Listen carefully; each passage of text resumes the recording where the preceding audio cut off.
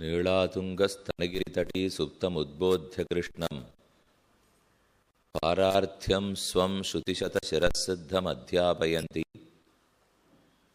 स्वोच्छिष्टायां स्रजिनिगलितं या बलात्कृत्य भुङ्क्ते गोदातस्यै नम इदमिदं भूय एवास्तु भूयः அன்னவயல் புதுவையாண்டாள் அரங்கற்கு பன்னு திருப்பாவை பல்வதியம் இந்நிசையால் பாடிக் கொடுத்தாள் நற்பாமாலை பூமாலை சூடிக் கொடுத்தாளைச் சொல்லு சூடிக் கொடுத்த சுடற்கொடியே தொல்பாவை பாடியருளவல்ல பல்வளையாய் நாடினீ வேங்கடவர்க்கென்ன விதியென்ன இம்மாற்றம் நாங்கடவா வண்ணமே நல்கு. திருவாய்ப்பாடியில் உண்டான 5 லட்சங்குடி பெண்களும் ஸ்ரீ கிருஷ்ண அனுபவத்தை அடைய வேணும், அவனையே பதியாக பெற வேணும் என்கிற ஆசையோடே மார்கழி மாதத்தில் நோன்பு நோற்றார்கள். நோன்பு நோற்றதற்கு பலமாய் கண்ணனையே பெற்றார்கள். அந்த காலத்தில் ஆண்டாள் வாழவில்லை, அந்த தேசத்திலும் அவள் பிறக்கவில்லை. இது நடந்ததெல்லாம் வடமதுரை கோகுலம். ஆனால் ஆண்டாள் அவதாரமோ தென்மதுரை கருகே ஸ்ரீவில்லிபுத்தூர். அது நடந்தது துவாபர யுகத்தில், ஆண்டாள் திருவவதாரம் கலியுகத்தில். இவ்வளவு வேறுபாடுகள் இருந்தாலும் அன்று நடக்கிறா போலேயே இன்றும் நினைத்து கொண்டு ஆண்டாள் அனுகாரம் செய்கிறாள். அந்த மார்கழி நோன்புக்குள்ளேயே தானும் இருப்பதாக தன்னையும் ஒரு இடைப்பெண்ணாக நினைத்து கொண்டு தன் காலத்தையே துவாபரயுகமாக கொண்டு தன் ஊரையே கோகுலமாக கொண்டு தன் ஊர் பெருமாளையே கண்ணனாக கொண்டு நோன்பு நோற்றாள்.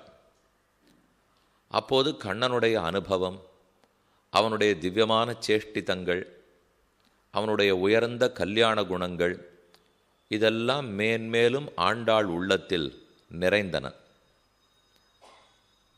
ஒரு குளத்தில் தண்ணீர் நிரம்பினால் அது தன்னடையே மதகுகளின் மூலம் வெளியே வரும். அதில் போல ஆண்டாளுடைய திருவுள்ளமே ஒரு பெரிய ஏரி. அதில் கிருஷ்ண அனுபவங்கிற தண்ணீர் நிறைந்தது. அப்போ அந்த தண்ணீர் மதகு வழியாக வெளியில் வரணுமே, அதற்குத்தான் ஆண்டாளுடைய வாய் வழியாக திருப்பாவை என்னும் உயர்ந்த தண்ணீராய் ஆறு ஓடுகிறா போலே ஒரு கிருபாச்சரியாய் பிறந்தது. இந்த திருப்பாவை 30 பாசுரங்கள். ஒரு மாதத்தில் மார்கழி மாதத்தினுடைய 30 நாட்களாக ஓர் நாளைக்கு ஓர் பாசுரமாய் 30 நாட்களுக்கு 30 பாசுரங்கள். மணிமணியான ரத்தனமான பாசுரங்கள். அதில் முதல் 5 பாசுரங்கள் இந்த பிரபந்தத்துக்கே வைக்கப்பட்ட முன்னுரை. எந்த ஒரு விஷயத்தை பேச போகிறோம்னாலும் அதுக்கு அவதாரிக்கான்னு சொல்லுவார்கள். அப்படின்னா முன்னுரை, இன்னத்துக்காக பண்ணுறோம், இன்னபடி பண்ண போகிறோம், இவர்கள் பண்ண போகிறோம், இப்படி பண்ண மாட்டோம் என்றெல்லாம் சொல்லி கொண்டு தானே ஒரு காரியத்தில் இறங்கணும். அந்த முன்னுரையெல்லாம் முதல் 5 பாசுரங்கள். அப்புறம் 10 பாசுரங்களாலே 10 பெண்களை எழுப்புகிறாள். நாம் அனைவருமா சேர்ந்து கிருஷ்ணானுபவத்துக்கு போகணும். வாருங்கோள் வாருங்கோள். தனித்தா கண்ணனுடைய அனுபவம். எத்தனைக்கெத்தனை கூட்டம் நிறையா இருக்கோ அத்தனைக்கெத்தனை அனுபவம் நன்னா இருக்க போகிறது. அதனால தான் 10 பேரை எழுப்பினாள். பாசுரத்தில் 10 பேருக்கு இடம், ஆனால் உள்ளத்தில் 10,000 பேருக்கு இடம். அவளுக்கு எத்தனையோ பேரைத்தான் கூப்பிடணும். ஆனால் இருக்கிற பாட்டு அத்தனை பாட்டு பாடிட முடியுமா? ஆனால் அவர்கள் அனைவரையும் அழைத்ததற்கு பிரதிநிதியாய் 10 பேரை மட்டும் கூப்பிட்டாள். அதோட 15வது பாட்டு முடிந்தது. 6லேருந்து 15 வரைக்கும் 10 பெண்களை எழுப்பின பாசுரம். மேலே 16லேருந்து 20வது பாசுரம் வரை நந்தகோபாலனுடைய திருமாளிகை வாசலுக்கு வந்து துவாரபாலகன், க்ஷேத்திரபாலகன், வாயில் காப்போன், தோரண வாசல் காப்போன், கோயில் காப்பான் என்று துவாரபாலகர்களை எழுப்பினாள். அவர்கள் கதவு திறந்து விட்டாத்தானே நாம் உள்ளே போய் கண்ணனை அனுபவிக்க. அதனால் துவாரசேஷிகளை எழுப்பினாள். உள்ளே போன பிற்பாடு நந்தகோபாலன், யசோதை, நம்பிமூத்த பிரான் பலராமன் இவர்களெல்லாரையும் 17ஆம் பாட்டில் எழுப்பினாள். அதுக்கப்புறம் 18, 19, 20 கண்ணன்கிறவரிடத்தில் போகிறதுக்கு முன்னாடி என்னெல்லாம் பண்ணிட்டு அவனை நோக்கி போகிறாள்ன்றது தான் இந்த திருப்பாவைக்கு அழகே. முதல்ல முன்னுரை சொல்லிக்கொண்டு, அப்புறம் 10 பேரை எழுப்பி கொண்டு, அப்புறம் கோவில் வாசலில் போய் நின்று தகப்பனார் தாயார்லாம் எழுப்பி கொண்டு, அதற்கு அப்புறம் கைப்பிடித்த மணாட்டியான நப்பின்னை பிராட்டி அவளையும் எழுப்பி கொண்டு தான் கண்ணனிடத்திலே வருகிறாள். 18, 19, 20 என்ற 3 பாசுரங்களுமே நப்பின்னையை எழுப்பி கொண்டு கண்ணனிடத்தில் வேண்டும் பாசுரங்கள். அதில் 18வது பாசுரம் உந்து மதகளித்தன் தனியாக நப்பின்னனிடத்தில் பிரார்த்தித்தது. 19வது பாசுரம் குத்து விளக்கெரிய நப்பின்னைய முன்னிட்டு புருஷகாரமாக பற்றி மேற்கொண்டு பெருமானை உபாயமாக பற்றினது. அதுக்கப்புறம் 20வது பாசுரம் இருவரிடத்திலையும் பிரார்த்தித்து உன் கணவனை தேவரீரே அடியேனுக்கு கொடுக்க வேண்டும் என்று கேட்டுண்டது. இது வரைக்கும் நேத்தைய பாசுரம். நேற்று பாசுரத்தில் கடைசியில் என்ன பார்த்தோம்? உக்கமும் தட்டொழியின் தந்துன் மணாளனை இப்போதே எம்ம நீராட்டு. ஒரு நோன்புக்கு விசிறி வச்சு வெத்தலை பாக்கில் கொடுக்கணும், சின்ன கண்ணாடி வச்சு வெத்தலை பாக்கு கொடுக்கணும், அதோட கூட கண்ணனையும் வச்சு கொடுத்துடு. தட்டொழிய கொடு, விசிறிய கொடு, உன் மணவாளனான கண்ணனையும் எங்களுக்கு கொடு, கௌசல்யா லோகபர்த்தாரம் சுஷுபேயம் மனஸ்வினி என்ன ஒரு அழகான வால்மீகி ராமாயண ஸ்லோகம். இப்போ ஒரு கருத்தை முதல்ல பார்த்துப்போம், அப்புறம்தான் இந்த பாசுரார்த்தத்தை பார்த்தா நமக்கு புரிபடும். பகவான் ஸ்ரீ மகாலட்சுமிக்கு நாதன், பூமி பிராட்டிக்கு கேழ்வன், நீளாதேவி நாச்சியாருக்கு நாதன். அப்போ அவர்களோட கல்யாணம் ஆகியிருக்கும் போது நாம் போய் அந்த மனைவியினிடத்திலேயே உன் கணவனை எனக்கும் கணவனாக்கி கொடு என்று கேட்கலாமா? இது லோகத்தில் பொருந்துமா? இதை போல் எங்கேயானு பார்த்துருக்கமோ? அதுவும் ஒத்தரா 2 பேரா? 5,00,000 பெண்கள், ஆய்ப்பாடி பெண்கள் இத்தனை பேரும் வந்து நப்பின்னையை பிரார்த்தித்து உன் மணவாளனை எங்களுக்கு கொடுன்னு கேட்கலாமா? அவள்தான் கொடுக்கலாமா? இது பொருந்துமாங்கிற கேள்வி வரும் சொல்லியும். அந்த கேள்விக்கு ஒரே பதில், இது லௌகிக கல்யாணம் இல்லை, உடலோடு உடல் சேரக்கூடிய கல்யாணம் இதல்ல. இது ஜீவாத்மாக்கள் பலருமா சேர்ந்து பரமாத்மையை புரியும் கல்யாணம். அந்த கல்யாணத்துக்கு நம்ம பிரார்த்திக்க வேண்டியதே நாச்சியாரைத்தான். ஏன்னா நாச்சியார் நம்மோட ஒரு கோஷ்டி தான். அதை நப்பின்ன பிராட்டி இப்போ கூறப்போகிறாள். பெருமானை அனுபவிக்கும் போது வந்தால், கண்ணனை அனுபவிக்கிற காலத்தே நானும் நீங்களும் ஒரே கோஷ்டி தான், கவலைப்படாதீங்கோ, நாம் ஒன்றாத்தான் சேர்ந்து அனுபவிக்க போகிறோம். இப்போ 2 காலம். ஒரு காலம் பெருமானை ஆசிரயிக்கும் காலம், அவனை நாம் போய் பற்றும் காலம். அந்த பற்றுகிற காலத்தில் பிராட்டி நம்மோட சேர்ந்தவில்லை. பற்றுகிற காலத்தில் நாம் பிராட்டியை பற்றணும், பிராட்டி பெருமானிடத்தில் கொண்டு போய் சேர்ப்பாள். அப்போ ஒரு தனி ஸ்தானம் மகாலட்சுமிக்கு இருக்குது. அப்போ நம்மோட சேர்ந்து இருக்கிறது இல்லை, தனித்து ஒரு இடத்தில் இருக்கிறாள், புருஷகாரமாக பற்றுகிறோம். அவள் போய் பெருமானிடத்தில் புருஷகாரம் பண்ணுறாள். அடுத்து கைங்கரியம் பண்ணுற மூலியம், அப்போ அவளுக்கு வேற ஸ்தானம் வருது. நாம் கைங்கரியம் பண்ண போகிறோம், பெருமானும் பிராட்டியும் ஒன்றா அமர்ந்து பக்கத்தில் அமர்ந்து ஒரே ஸ்தானத்தில் இருந்து நாம் பண்ணுற கைங்கரியர்களை ஏற்றுக்க போகிறா. அப்பவும் அவள் நம்மோடு இருப்பதில்லை, நம்மோட இருக்கலை, இப்போ பெருமானோட சேர்ந்துனுட்டா. இது எப்போது? தொண்டு புரியும் காலத்தே. இதுக்கு முன்னாடி நாம் போய் பகவானை ஆசிரியிக்கிற மூலியம், அப்பவும் அவன் நம்மோட இருக்கல, ஆனால் அப்போ பெருமாளோடையும் இருக்கல. அப்போ ஒரு நடு ஸ்தானம், நமக்கும் அவனுக்கும் இடைப்பட்ட ஸ்தானம். ஏன்னா நாம் அவளை புருஷகாரமாக பத்துகிறோம், அதற்கப்புறம் பெருமானை போய் அவள் பிரார்த்திக்கிறாள், நாம் பகவானிடத்தில் உபாயமாக பற்றுகிறோம், நமக்கு காரியம் நடக்கிறது. அப்போ இந்த ஓரொரு ஸ்திதிலையும் பிராட்டியினுடைய நிலைப்பாடு மாறிண்டு வருதுன்னு பாருங்க.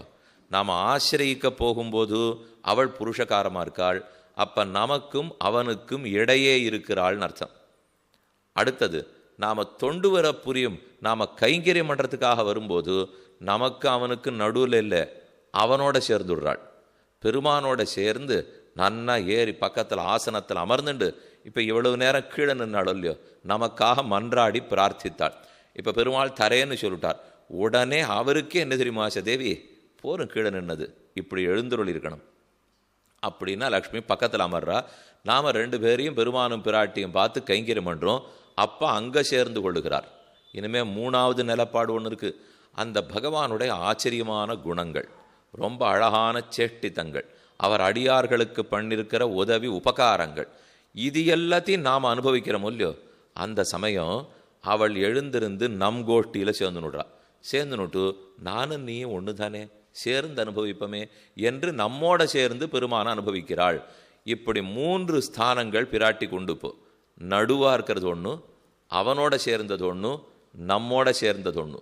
நம்மோட சேர்ந்து அனுபவிக்கிறாள், அவனோட சேர்ந்து கைங்கரியத்தை ஏற்றுக்கொள்ளுகிறாள், நடுவாக இருந்து புருஷகாரம் பண்ணி சேர்த்து வைக்கிறாள். இதை நன்கு புரிஞ்சுக்கணும் இல்லையோ. ஆண்டாள் இவ்வளவு நேரம் சொல்லிருந்தது, நாங்கள் கண்ணனை அனுபவிக்கணும், நீ சேர்த்து வை. புரிஞ்சு போச்சு. தாயார் மனப்பின்ன பிராட்டி நான் சேர்த்து வைக்கிறேன்னு சொல்லிட்டா. நீர் தான் புருஷகாரமாக இருக்கணும், இருக்கேன்னு விட்டா.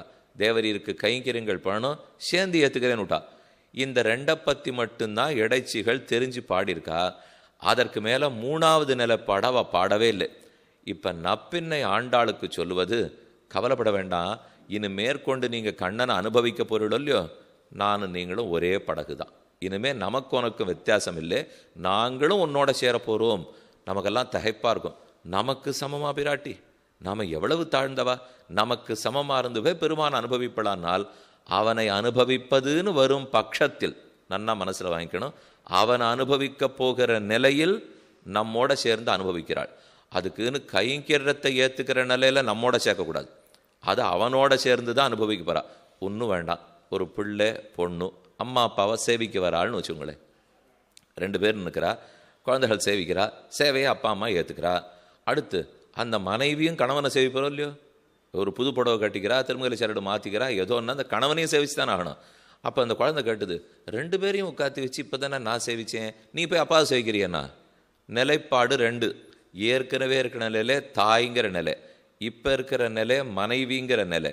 இந்த 2 நிலைப்பாடும் பிராட்டி கொண்டு இல்லையோ. ஒன்று மாத்திருத்துவம், இன்னொன்று பத்னித்துவம். பத்னித்துவம்னு வந்தால் அவளே வணங்குகிறாள், மாத்திருத்துவம் வந்தால் வணக்கத்தையும் ஏற்றுக்கொள்ளுகிறாள். இந்த 2 தான் நம்மூரில் இருக்கிற மனைவிகளை பற்றி நமக்கு தெரியும். ஆனால் இதை தவிர 3வது ஸ்தானம் ஒன்று பிராட்டிக்கு இருக்குது, நம்மோட சேர்ந்து அவனை அனுபவிக்கிறாள். சுவாமி, அதை போல குழந்தைகளோடு சேர்ந்து தாயார் கணவனுடைய நல்ல குணநலன்கள் சேஷ்டிதங்கள் இதெல்லாத்தையும் அனுபவிக்கக்கூடாதன்னா அப்படி ஒன்றும் இல்லையே. அதனால தான் இவள் அனுபவிக்கிறதே இல்லை. ஆனால் பெருமான்கிட்ட பிராட்டி அனுபவிக்கிறாள்னா இருக்கே அத்தனை கல்யாண குணங்கள் பண்புகள் எத்தனையோ சேஷ்டிதம். அதனால் அவனுக்கும் நெருங்கின தொடர்பு இருந்தாலும் மகாலட்சுமி நம்மோட சேர்ந்து அனுபவிக்கிறாள். இந்த விஷயத்தை ஆண்டாளுக்கு புரிய வச்சு, என்னமோ என்னை ஒதுக்கி வச்சு நீ கொடு நீ கொடு நீ கொடுங்கிறீரே. கீழ்ப்பாசுரத்தில் நீ கொடுன்னு தானே பாட்டு. உக்கமும் தட்டொழியும் தந்து உன் மணாளனையும் தந்துன்னுட்டு தந்துன்னு என்னை ஏன் கோபிகைகளே ஒதுக்கி வைக்கிறீர்கள்? நான் உங்களுக்குள்ள ஒத்தி இல்லையா? உங்களோட சேர்ந்து தானே பெருமான் அனுபவிக்க போகிறேன்.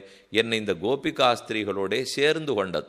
அழகிய மணவாள பெருமாள் நாயனார் ஆச்சாரிய ஹிருதயம்ங்கிற அற்புதமான நூல் இயற்றிருக்கார். அது ஒரு சூத்திர கிரந்தம். சூத்திரம்னா சின்னதாக இருக்கும், சின்ன குறைச்சலான சொற்கள். இப்போ பிரம்மசூத்திரமே சூத்திரம் தானே. அதாதோ பிரம்ம ஜிக்ஞாசா ஜன்மாத்தியஸ்ய யதா சாஸ்திரயோனித்வாத் தத்து சமன்வயாத் ஈக்ஷதேர் நாசப்தம். இதெல்லாம் ஒன்று ஒரு சூத்திரம். இந்த ஒரு சூத்திரத்துக்கு அர்த்தம் ஒரு 32 பக்கம் எழுதுவா. இப்போ சொன்ன இந்த 6 வரி இருக்கும் இல்லையோ, அதாதோ பிரம்ம ஜிக்ஞாசா என்ற உடனே ஸ்ரீபாஷ்யத்தை நீங்கள் காலக்ஷேபம் முடிக்கணும்னா 1.25 வருஷம் ஆகும். அதாதோ பிரம்ம ஜிக்ஞாசான்னா அதற்கு முன்னு பின்னு அதில் இருக்கிறது எத்தனையோ கருத்துக்களோ இல்லையோ. சூத்திர கிரந்தம்னாலே சொற்கள் குறைவாக இருக்கும், ஆனால் அர்த்தம் அபரிமிதமாக இருக்கும். அதை போல் அழகிய மணவாள பெருமாள் நாயனார் சாதிக்கிறார். 6 பண்புகளில் மகாலட்சுமி நம்மோடு சமமானவள். சாமிய ஷட்கத்தாலே கடிமாமலர் பாவையோடுள்ள சாமிய சட்கத்தாலேன்னு ஒரு சூத்திரம். அது எதுக்காக வந்ததுங்கிறதே ஒரு ஆச்சரியமான கருத்து. மகாலட்சுமியோட நாம் போய் சமமாயிடுவோமா? அவ எங்கே, நாம் எங்கே? இதை கேட்டுக்குச்சே அந்த சுவாமி சாதிக்கிறார். ஆனால் நம்மாழ்வாருடைய ஒரு பாசனம் இருக்குது பாருங்கோ. ஆழ்வாருக்கு நாயிகா பாவம், பராங்குஷ நாயகி. திருமங்கி ஆழ்வாருக்கு நாயிகா பாவம்னா பரகால நாயகி. நம்மாழ்வாருக்கு நாயிகா பாவம் பராங்குஷ நாயகி. அந்த நாயகியை தாயார் பார்க்குறா. என் பொண்ணு என்ன நன்னா பிறந்திருக்கா, எப்பேற்பட்ட வைபவம் இருக்குது. இந்த பெண்ணை பார்த்தால் மகாலட்சுமி இவளுக்கு ஈடாக மாட்டாள். அந்த அளவுக்கு இவளுக்கு ஏற்றம். என்ன ஸ்ரீதேவி நாச்சியாரை விட நம்மாழ்வாருக்கு ஏற்றமானா? வைகுந்தத்திலிருந்து அதீத பக்தியோடு இருக்கிறதோ ஓஹோன்னு இருக்கிறதோ பெரிய விஷயமாண்ணா? இந்த பூலோகத்தில் குழப்ப லோகம், இருள் திருமா ஞாலம். இந்த லோகத்தில் பிறந்து ஆழ்வாருக்கு இருக்கிற பக்தி அந்த ஸ்ரீ மகாலட்சுமிக்கே கிடையாது. என்ன இந்த ஆழ்வாருடைய தாயார் நினைக்கிறார். நினைச்சுட்டு ஆச்சரியமான ஒரு பாசுரம். கூந்தல் மலர் மங்கை மண்மடந்தை குலவாயர் கொழுந்து 3 தேவிமார்கள் இருக்காளோ இல்லையோ, அந்த 3 பேரும் பேசி வச்சுட்டு என் பொண்ணா பிறந்திருக்காங்கிறாவள். அதாவது திருமப்பின்னகொல் நில மா மகள் கொல் திருமகள் கொல் பிறந்திட்டாள்னு ஒரு ஆழ்வார் பாசுரம். பின்னகொல் நப்பின்ன பிராட்டியே பிறந்தாளா, நிலமாமகள் கொல் பூமாதேவி நாச்சியார் பிறந்தாளா, அல்லது திருமாமகள் கொல் ஸ்ரீ மகாலட்சுமியே பிறந்தாளா? இந்த 3 பேருடைய வைபவத்தையும் சேர்த்து வைத்த நோய் என் பெண் பிறந்திருக்கிறாள். அவள் ஒத்தொத்தருக்கு ஒரு பெருமை இருக்கலாம், அத்தனை பெருமைகளும் சேர்த்து என்னுடைய பெண்ணிடத்திலே உண்டு. பின்னகல் நிலமாமகள்கொள் திருமகள்கொள் பிறந்துட்டாள்னு பாசுரம். அப்போ அந்த பாட்டுக்கு அழகிய மணவாள பெருமாள் நாயனார் அர்த்தம் எழுதின்றிருக்கார். வாஸ்தவந்தான், நம்மாழ்வாருக்கு இவ்வளவு பெருமை இருக்கு, உண்மை. அந்த பெருமையெல்லாம் ஏற்பட்டது எதனாலே? பின்னகல் நப்பின்ன பிராட்டியாகவே பிறந்தாரா, நிலமாமகள்கொள் திருமாமகள்கொள் பிறந்துட்டாள்னா அர்த்தம் என்னான்னு தெரிவிக்கிறேன். சாமிய ஷட்கத்தாலே கடிமாமலர் பாவையோடுள்ள சாமிய ஷட்கத்தாலேன்னு பார்த்த மொழியோ, மகாலட்சுமியோட 6 விஷயத்தில் சாமியம். திருமந்திரம் ஓம் நமஹா நாராயணாய. இந்த 3 பதங்கள்லேருந்து நமக்கு 3 அர்த்தங்கள் கிடைக்கும். அனன்யார்க சேஷத்துவம், அனன்ய சரணத்துவம், அனன்ய போக்கியத்துவம். பெருமானுக்கே நாம் அடிமை, பெருமானையே சரணமாக பற்றினவர்கள், பெருமானையே அனுபவிக்க வேணும். இந்த 3லையும் மகாலட்சுமிக்கு நமக்கு சாமியம். இதான வித்தியாசம் இருக்க பாருங்க. பெருமானுக்கே அடிமை நானும் தான் மகாலட்சுமியும் தான், பெருமானையே சரணமாக கொண்டவர்கள் நம்மளும் தான் மகாலட்சுமியும் தான், பெருமானையே அனுபவிக்க வேண்டியவர்கள் நாமும் தான் மகாலட்சுமியும் தான். அப்போ இந்த 3லையும் சாமியம் வந்துடுத்து. அதுக்கப்புறம் பெருமானை விட்டு பிரிந்தால் ஒரே அழுகை, நமக்கு அவளுக்கு ஒன்று தான். பெருமானோட சேர்ந்து அனுபவித்தா ஒரே ஆனந்தம், நமக்கு அவளுக்கு ஒன்று தான். அவனாலேயே நிர்வகிக்கப்படுபவர்கள் நமக்கு அவளுக்கும் ஒன்று தான். அப்போ இந்த 6 விஷயத்தில் பார்த்தா நமக்கு அவளுக்கும் சாமியம் கிடைச்சுடலையா? அனன்யார்க சேஷத்துவ, அனன்ய சரணத்துவ, அனன்ய போக்கியத்துவ. சம்ஸ்லேஷத்தில் ஆனந்தம், விஸ்லேஷத்தில் துக்கம், ததேக நிர்வாகியத்துவம். இந்த 6 விஷயங்களில் மகாலட்சுமியின் நாமும் சமம். இதில் 6க்கு இப்போ சந்தேகம் இருக்க முடியாது. இப்போ நாங்கள்லாம் பெருமானை விட்டு பிரிஞ்சால் ரொம்ப துன்பப்படுவோம், ஆனால் எங்களை விட ரொம்ப உயர்ந்தவள் லக்ஷ்மி, அதனால் அவனை பிரிஞ்சாலும் சந்தோஷமாக சிரிப்பாள். இப்படி நான் சொல்ல முடியும்? நமக்கு இருக்கிறவருக்கு அவளுக்கு தான் உண்டு. நான் கண்ணனை பார்த்தாலே ஆனந்தப்படுறோம், அவள் அப்படியே அதை போல் ஆனந்தப்பட போகிறா. அப்போ இதை போல இருக்கிற 6 விஷயங்களில் லக்ஷ்மிக்கும் நமக்கும் சாமியம் இருக்குமோ இல்லையோ? அதனால தான் வச்சுக்கணும். இல்லைன்னா அவள் எவ்வளவோ உயர்ந்தவள், அவள் பெருமானுக்கு பிராட்டி. ஆனால் இந்த 6 விஷயத்தில் பார்த்தா நமக்கு அவளுக்கு சாமியம் வருது இல்லையோ? அதைத்தான் இப்போது ஆண்டாளுக்கு நப்பின்னை உணர்த்த போகிறாள். நானும் நீங்களும் ஒன்று தானே, என்ன பிரித்து விரித்து பேசிட்டு கிழிப்போம்?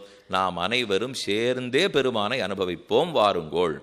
இன்னொரு அழகான பாசுரம். இப்போ நாம் பார்த்தது பராங்குஷ நாயகியை பற்றி, பரகால நாயகியை பற்றி ஒரு பாசுரம். சென்னையிலேருந்து மகாபலிபுரம் திருக்கடன் மல்லை, அது போகும் வழியில் திருவிடவெந்தைங்கிற திவ்யதேசம் கொல்லியோ, நித்திய கல்யாண பெருமாள் 365 நாள் 365 பொண்ணை கல்யாணம் பண்ணிட்டார். ஒரு நாளைக்கு ஒரு பெண். அதுக்கப்புறம் 365 பேரும் ஒரே தேவியாக்கி தான் அருகில் வச்சு விட்டார். மூலமூர்த்தி இடது திருமடியிலே வராகப் பெருமான் பூமாதேவி ஸ்ரீதேவியை அமர்த்தி கொண்டு எழுந்துள்ளிருக்கார். அந்த பெருமானை கண்டு காதல் வயப்பட்டு பரகால நாயகி 10 பாசுரங்கள் பாடுகிறாள். திவளும் வெண்மதி போல் திருமுகத்தறிவை செழுங்கடல் அமுதினில் பிறந்த அவளும் நின் நாகத்திருப்பதும் அறிந்தும் ஆகிலும் ஆசவிடாளாள். குவளையங்கண்ணி கொல்லியம்பாவை நின் தாழ் நயந்திருந்த இவளைச் சொல்லு உன்மனத்தால் என்ன நினைந்திருந்தாய் இடவெந்த எந்த பிரானே. இடவெந்த எந்த பிரானே கேள்வி கேட்கறது நம்மாழ்வாரை போல. இப்போ பரகால நாயகி, பரகால நாயகினுடைய தாயார் 3 இவா பிரிச்சுட்டு பாடுவா. தாய்ப்பாசுரம், மகள் பாசுரம், தோழி பாசுரம். மகள் காதலி தானா பாடினா மகள் பாசுரம். என் பொண்ணு கஷ்டப்படுறாளே பெருமானே வரமாட்டேங்கிறியன்னு கேட்குறாளே, அது தாய்ப்பாசுரம். ஓ, நம்ம தோழியை பெருமாளோட சேர்த்து வச்சுடணும்னு முனையறாளே, அது தோழி பாசுரம். ஆக மகளா எல்லாருமே ஆழ்வார் தான். தோழியும் கிடையாது, தாயும் கிடையாது, யாருமே கிடையாது. ஆணா பாடுறதும் ஆழ்வார் தான், மகளா பாடுறதும் ஆழ்வார் தான். தோழியும் அவரே, தாயும் அவரே. இப்போ பரகால நாயகினுடைய தாயார் தம் பொண்ணோட நிலைமையை பார்த்து, என்ன இந்த திருவிடவெந்த நித்திய கல்யாண பெருமாள் இப்படி இந்த பெண்ணை கட்டப்படுத்திட்டார், அவர் பார்த்து ஒரு அனுகிரகம் பண்ணி மாசுச்சஹா சொன்னால் அடைஞ்சிட மாட்டாளா அப்படின்னு நினைத்தாள். ஆனால் அந்த பெண்ணானா அவரை மறக்கிறதாகவே இல்லை. அப்போ என்ன பண்ணலாம்? இந்த பிள்ளைகிட்டேருந்து இந்த பொண்ணை பிரிக்கணும். என்ன பண்ணலாம்னால் ஒன்று செய்வோம். ஏற்கனவே இந்த பெருமாள் கல்யாணமானவர்னு இவளுக்கு சொல்லுவோம். அப்போவான அவள் ஆசையை விடுறாளா பார்ப்போம் அப்படின்னுட்டு பொண்ணை கூப்பிட்டு நேராக திருவிடவந்தைக்கு போ. அந்த பெருமாளுக்கு நித்திய கல்யாண பெருமாள்னு பேர். போய் சேவிச்சியானா அவன் திருமார்பல நாச்சியார் எழுந்துருடி இருப்பாள். கதை ஊர்க்கதையை கேளு. 360 கல்யாணம் பண்ணிட்ட பெருமாள். இதெல்லாத்தையும் சொன்னால் ஆனால் அவனை பார்க்காதேன்னு இவ சொல்லலை. இதெல்லாத்தையும் பார்த்தா தானே ஒரு பொண்ணுக்கு தோணிப்படாதா? எதுக்கு இன்னொருத்தருக்கு கல்யாணமாக இருக்கிறப்ப நம்ம தொந்தரவு பண்ண வேண்டாம் அப்படின்னு நினச்சின்னு பொண்ணு திரும்பி வந்துடணும் இல்லையோ. இந்த அபிப்பிராயத்தோட தாயார் பரகால நாய்க்கு கிட்ட சொல்கிறா. சரி தாயே போயிட்டு வரேன்னு அவளும் கிளம்பினான். வந்துட்டா. திருவிடவந்தைக்கு வந்தாச்சு. வராகசுவாமியை சேவிச்சா, நித்திய கல்யாண சுவாமியை சேவிச்சா. இப்போ இந்த பாசுரம் பாருங்க. திவளும் வெண்மதி போல் திருமுகத் தறிவை செழுங்கடல் அமுதினில் பிறந்த அவளும். அமுதினில் பிறந்தவள் லக்ஷ்மி. அமுதினில் பிறந்த அவளும் அந்த லக்ஷ்மி தேவி நின் நாகத்திருப்பது மறிந்தும். அப்பேற்பட்ட லக்ஷ்மி உன் திருமார்பல இருக்கிறத என் பொண்ணு நன்னா சேவிச்சுண்டா. திருமார்பல மகாலட்சுமி இருக்கா, கல்யாணம் ஆயிருக்கிறவர் கூடவே விட்டு பிரியாமல் இருக்கா, நன்னா பார்த்துண்டா. பார்த்துன்னு வீட்டுக்கு வந்தா. வந்த உடனே என்னை பார்த்து சொன்னா, ஏற்கனவே இந்த கல்யாணம் நடக்குமோ நடக்காதோன்னு சந்தேகப்பட்டு இருந்தேன். இப்போ நிச்சயமாகிடுத்து 4 நாளில் கல்யாணம்னா. எனக்கு புரியல. என்ன கூடவே இருக்கா மனைவி அப்படின்னா இந்த பொண்ணு வாண்டான்னு சொல்லுவிடேன்னு பார்த்தா, ஏற்கனவே கூட என்னை கல்யாணம் பண்ணிக்கணும்னு சிபாரிசுக்கு ஆள் இல்லை. அதனால எனக்கு நடக்குமோ நடக்காதோன்னு சந்தேகமாக இருந்தது. இப்போ போய் சேவிச்சேனோ இல்லையோ, திருமார்பல லக்ஷ்மி இருக்கான்னு தெரிஞ்சு போச்சு. நம்ம சேர்த்து வைக்கிறதுக்கு ஆள் இருக்குது, கவலைப்பட வேண்டாம் அப்படின்னு திருப்தியாக வந்துட்டேன்னால் அங்கே தான் இதே அர்த்தத்தை நம்ம புரிஞ்சுக்கணும். அப்போ மகாலட்சுமி நம்மோட பெருமானை சேர்த்து வைக்கிறாள், குறையே இல்லை. ஏனெனில் உலக மனைவியரிடத்தில் இது நடக்காது. ஆனால் இங்கே நடக்கிறதேன்னு சொன்னால் ஆத்ம பரமாத்ம கல்யாணம் இல்லையோ.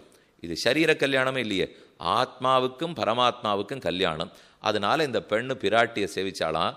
அவளும் நின் நாகத்திருப்பதும் அறிந்தும். அந்த மகாலட்சுமி உன் திருமார்பல இருக்கிறத தெரிஞ்சு வச்சுருக்கா. அறிந்தும் ஆகிலும் ஆசை விடாளாள். ஆனால் என் பொண்ணு ஆசை விடுறதா தெரியலையே. ஆகிலும் ஆசை விடாளாள் குவளையங்கண்ணி கொல்லியம் பாவை நின் தாழ் நயந்திருந்த இவளை சொல்லு. அவளுடைய கண்ணழகச் சொன்னார், பிறப்பின் அழகச் சொன்னார்.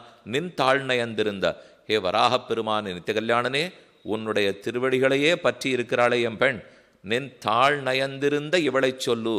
அப்போ பெரியவாச்சான்பிள்ளை ரொம்ப ஆச்சரியமாக வியாக்கியானம் பண்ணார். உன் திருவடியை பற்றின என் பெண்ணை கைவிடுவாயோ என்று கேட்கிறார். அப்போ குத்தல் என்ன தெரியுமோ, அங்கே என் பெண் தாளை பற்றினவள், உன் திருமார்பில் இருக்கிற மகாலட்சுமி தோளை பற்றினவள்.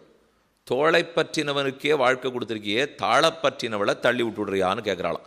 ஏன்னா தோள்னு ஆசைப்படுறது மனைவி ஆசைப்படுவாள், தாள ஆசைப்படுறது தொண்டன் ஆசைப்படுவான். திருவடிக்கு ஆசை தொண்டர்களுக்கு, தோளுக்கு ஆசை பத்னிக்கு. பத்னி தோளுக்கு ஆசைப்படட்டும். ஆனால் என் பெண்ணு உன் திருவடிகளை என்னோ ஆசைப்பட்டாள். இன்னொரு அர்த்தம் சாதிக்கிறார். உன்னை அவள் விரும்பும், இருவரையும் என் மகள் விரும்பும். அது எவ்வளோ பெரிய விஷயம். அவனை மட்டும்தான் பிராட்டி விரும்புகிறாள். ஆனால் பிராட்டி பெருமானான சேர்த்தியில் அத்திரு அவனை பத்தும் இத்திரு இருவரை பத்தும்னு ஒரு வாக்கியம் உண்டு. அத்திருன்னு சொன்னால் மகாலட்சுமி, அவனை பற்றும் சின்ன விஷயம் நன்னா ஞாபகம் வச்சுக்கலாம். அத்திரு அவனை பத்தும், இத்திரு இத்திருனா பராங்குஷ நாய்க்கியோ பரகால நாய்க்கியோ, இத்திரு இருவரை பத்தும். அது ஆவுக்கு அத்திரு அவனை பத்தும், இத்திரு இருவரை பற்றும். அப்போ இருவரையும் பற்றுவது தான் ஏற்றம். அந்த ஏற்ற ஆண்டாளுக்கும் புரிஞ்சுது. இப்போ லக்ஷ்மி அவளுடைய அவதாரத்தை போலவே இருக்கிற நப்பின்ன பிராட்டி.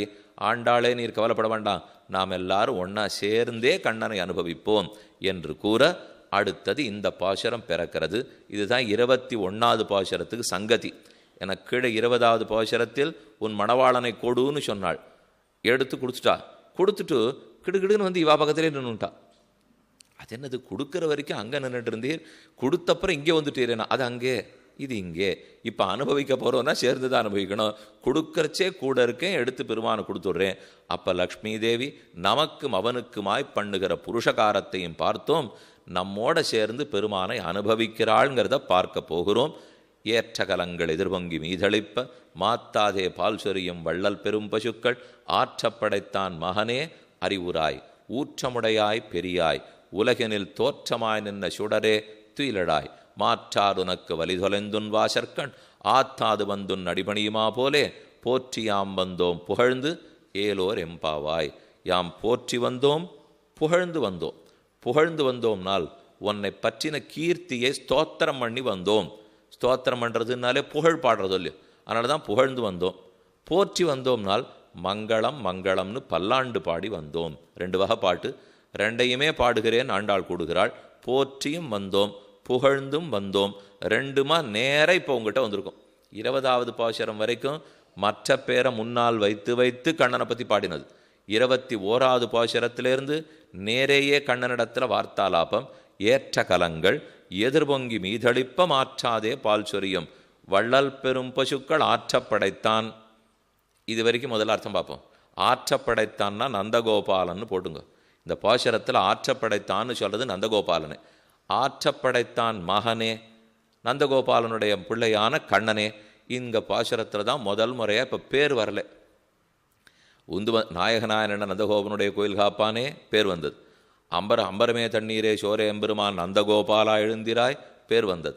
உந்துமதகளித்தன் ஓடாத தோல்வலியன் நந்தகோபாலன் மருமகளே பேர் வந்தது. மாமனார் பேரை 3 தர தைரியமாக ஆண்டாள் கூறினாள். அதுக்கப்புறம் இப்போ நேர கண்ணனிடத்தில் வந்தா சொல்லியோ, இதெல்லாம் மற்ற பேரிடத்தில் பேசின்னு இருக்கிறச்சி எல்லாம் பேர் சொல்லலாம். கண்ணனிடத்தில் நேரையே இதை போல் நம்ம பேசிட்டோம், என் தாப்பனார் பேரை சொல்கிற உன்னை கல்யாணம் பண்ணிக்கணுமா அப்படின்னு கேட்டான்னா. அதனால தான் அழகாக மறைச்சு ரொம்ப சாமர்த்தியமாக ஏற்ற கலங்கள் எதிர்வங்கி மீதளிப்ப மாற்றாதே பால் சொரியும் வள்ளல் பெரும்பசுக்கள் ஆற்றப்படைத்தான். யார் ஆற்றப்படைத்தான? நந்தகோபாலன் தான். ஆற்றப்படைத்தான் மகனே அறிவுராய். கீழே சொன்னது பேரை சொல்லிடக்கூடாது, தப்புன்னு தெரிஞ்சுது, அதனால பேசாமல் இருந்துட்டா அப்படின்னு ரசிகர்கள்லாம் சொல்கிறார். ஆற்றப்படைத்தான் மகனே அறிவுராய். என்ன அவனுக்கு சொத்து? நந்தகோபாலனுடைய சொத்து சொல்லப்படுகிறது. ஏற்ற கலங்கள், கலம்னா பாத்திரம்.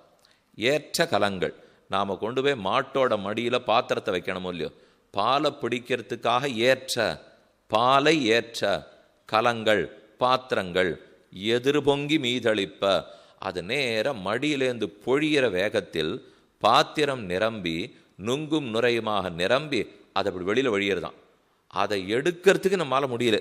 இந்த இடையம் மடியை பிடிச்சி கறக்கவே வேண்டாம், மடியை தொட்டு விட்டாச்சுன்னா பால் கொட்டின்னு இருக்கும். அப்புறம் இவருக்கு இருக்கிற ஒரே வேலை பாத்திரத்தை மாற்றுறது மட்டும்தான். இவர் கறக்கவே வேண்டாம். எதிர்பொங்கி மீதளிப்ப அது ஃபோனு பால் பிரிந்து மேற்கொண்டு வழியிறதான். இவர் சட்டு சட்டுன்னு பாத்திரத்தை மாற்றிலே இருக்கார். எதிர்பொங்கி மீதளிப்ப மாற்றாதே பால் சொரியும். ஒரு நிமிஷம் கறந்து விட்டுட்டால் விடாமல் பாலை கொட்டின்னு இருக்கோ இல்லையோ. மாற்றாதேன்னா கொஞ்ச நேரம் கறந்த உடனே இனிமே பால் இல்லைன்னு சொல்லாதான், கொடுத்துட்டே இருக்கு. மாற்றாதே அம்மா நீ நேச நிலைக்கதவம்னு 16வது பாசுரம் பார்த்தோமோ இல்லையோ. இல்லேன்னு சொல்லாதே, வெளியில் போன்னு சொல்லாதே, போரும்னு சொல்லாதேன்னு அங்கே பிரார்த்தனை. அதே போல் இங்கே மாற்றாதே பால் சொரியும், கொஞ்சம் கூட மிச்சம் இல்லாமல் எல்லா பாலையும் கொட்டுறது. பால் சொரியும் வள்ளல் பெரும் பசுக்கள், ரொம்ப உதாரமான பசுக்கள். எத்தனை யார் கேட்டாலும் கொடுத்துட்டே இருக்கிற பசு. வள்ளல் ஔதாரியம், கொடைத்தன்மை, பெரும் பசுக்கள். இந்த பசு ஒன்னொன்னும் குதிரை அளவுக்கு உயரமாக இருக்குது, இன்னொன்று ஆனை அளவுக்கு உயரமாக இருக்குன்னா கண்ணன் தொட்ட உடனே 1 அடி உயரமானிக்கு. அவர் இன்னொரு தடவை தடவி கொடுத்தாருன்னா 1.5 அடி உயரமா. இப்படி வசந்து அது அவ்வளோ பெருசு இருக்குது. வள்ளல் பெரும் பசுக்கள். அப்போது கறக்கிற இடையன் இப்படி தான் பார்க்கணுமா, அவ்வளோ உயரத்தில் இருக்குது மாடு. அதனால் அது தானே கொட்டினாத்தான் உண்டு, நம்மால் கறக்க முடியாது. வள்ளல் பெரும் பசுக்கள் ஆற்றப்படைத்தான். இதை போல் 1 பசு 2 பசு இல்லை, 7 லட்சம் பசு நந்தகோபாலனிடத்தில் இருந்தது. அவர்கிட்ட மட்டும் இருந்தது 7 லட்சம். அதுக்கப்புறம் ஊர்க்காராள்கிட்ட இருந்தது 70 லட்சம். அவரிடத்துல இருந்தது 7. வள்ளல் பெரும் பசுக்கள் ஆற்றப்படைத்தான். இத்தனை சொத்து இருக்கிறவர் முதல்ல கல்யாணம் பண்ணிக்கணும்னாலே பிள்ளைகிட்ட என்ன எதிர்பார்க்குறோம்? சம்பளம் என்ன, சொத்து என்ன? இது 2 ஒரு பக்கத்தில் ஆசை. இது ஆசை பெற்றோருக்கு, பிள்ளை என்ன சம்பளம் வாங்குவார், என்ன சொத்து இருக்கும், அவளுக்கு ஆசை. பெண்ணுக்கு ஆசை, அழகாக இருக்காரா, வயசு இருக்கா. இது 2ம் பெண்ணுக்கு இருக்கிற ஆசை.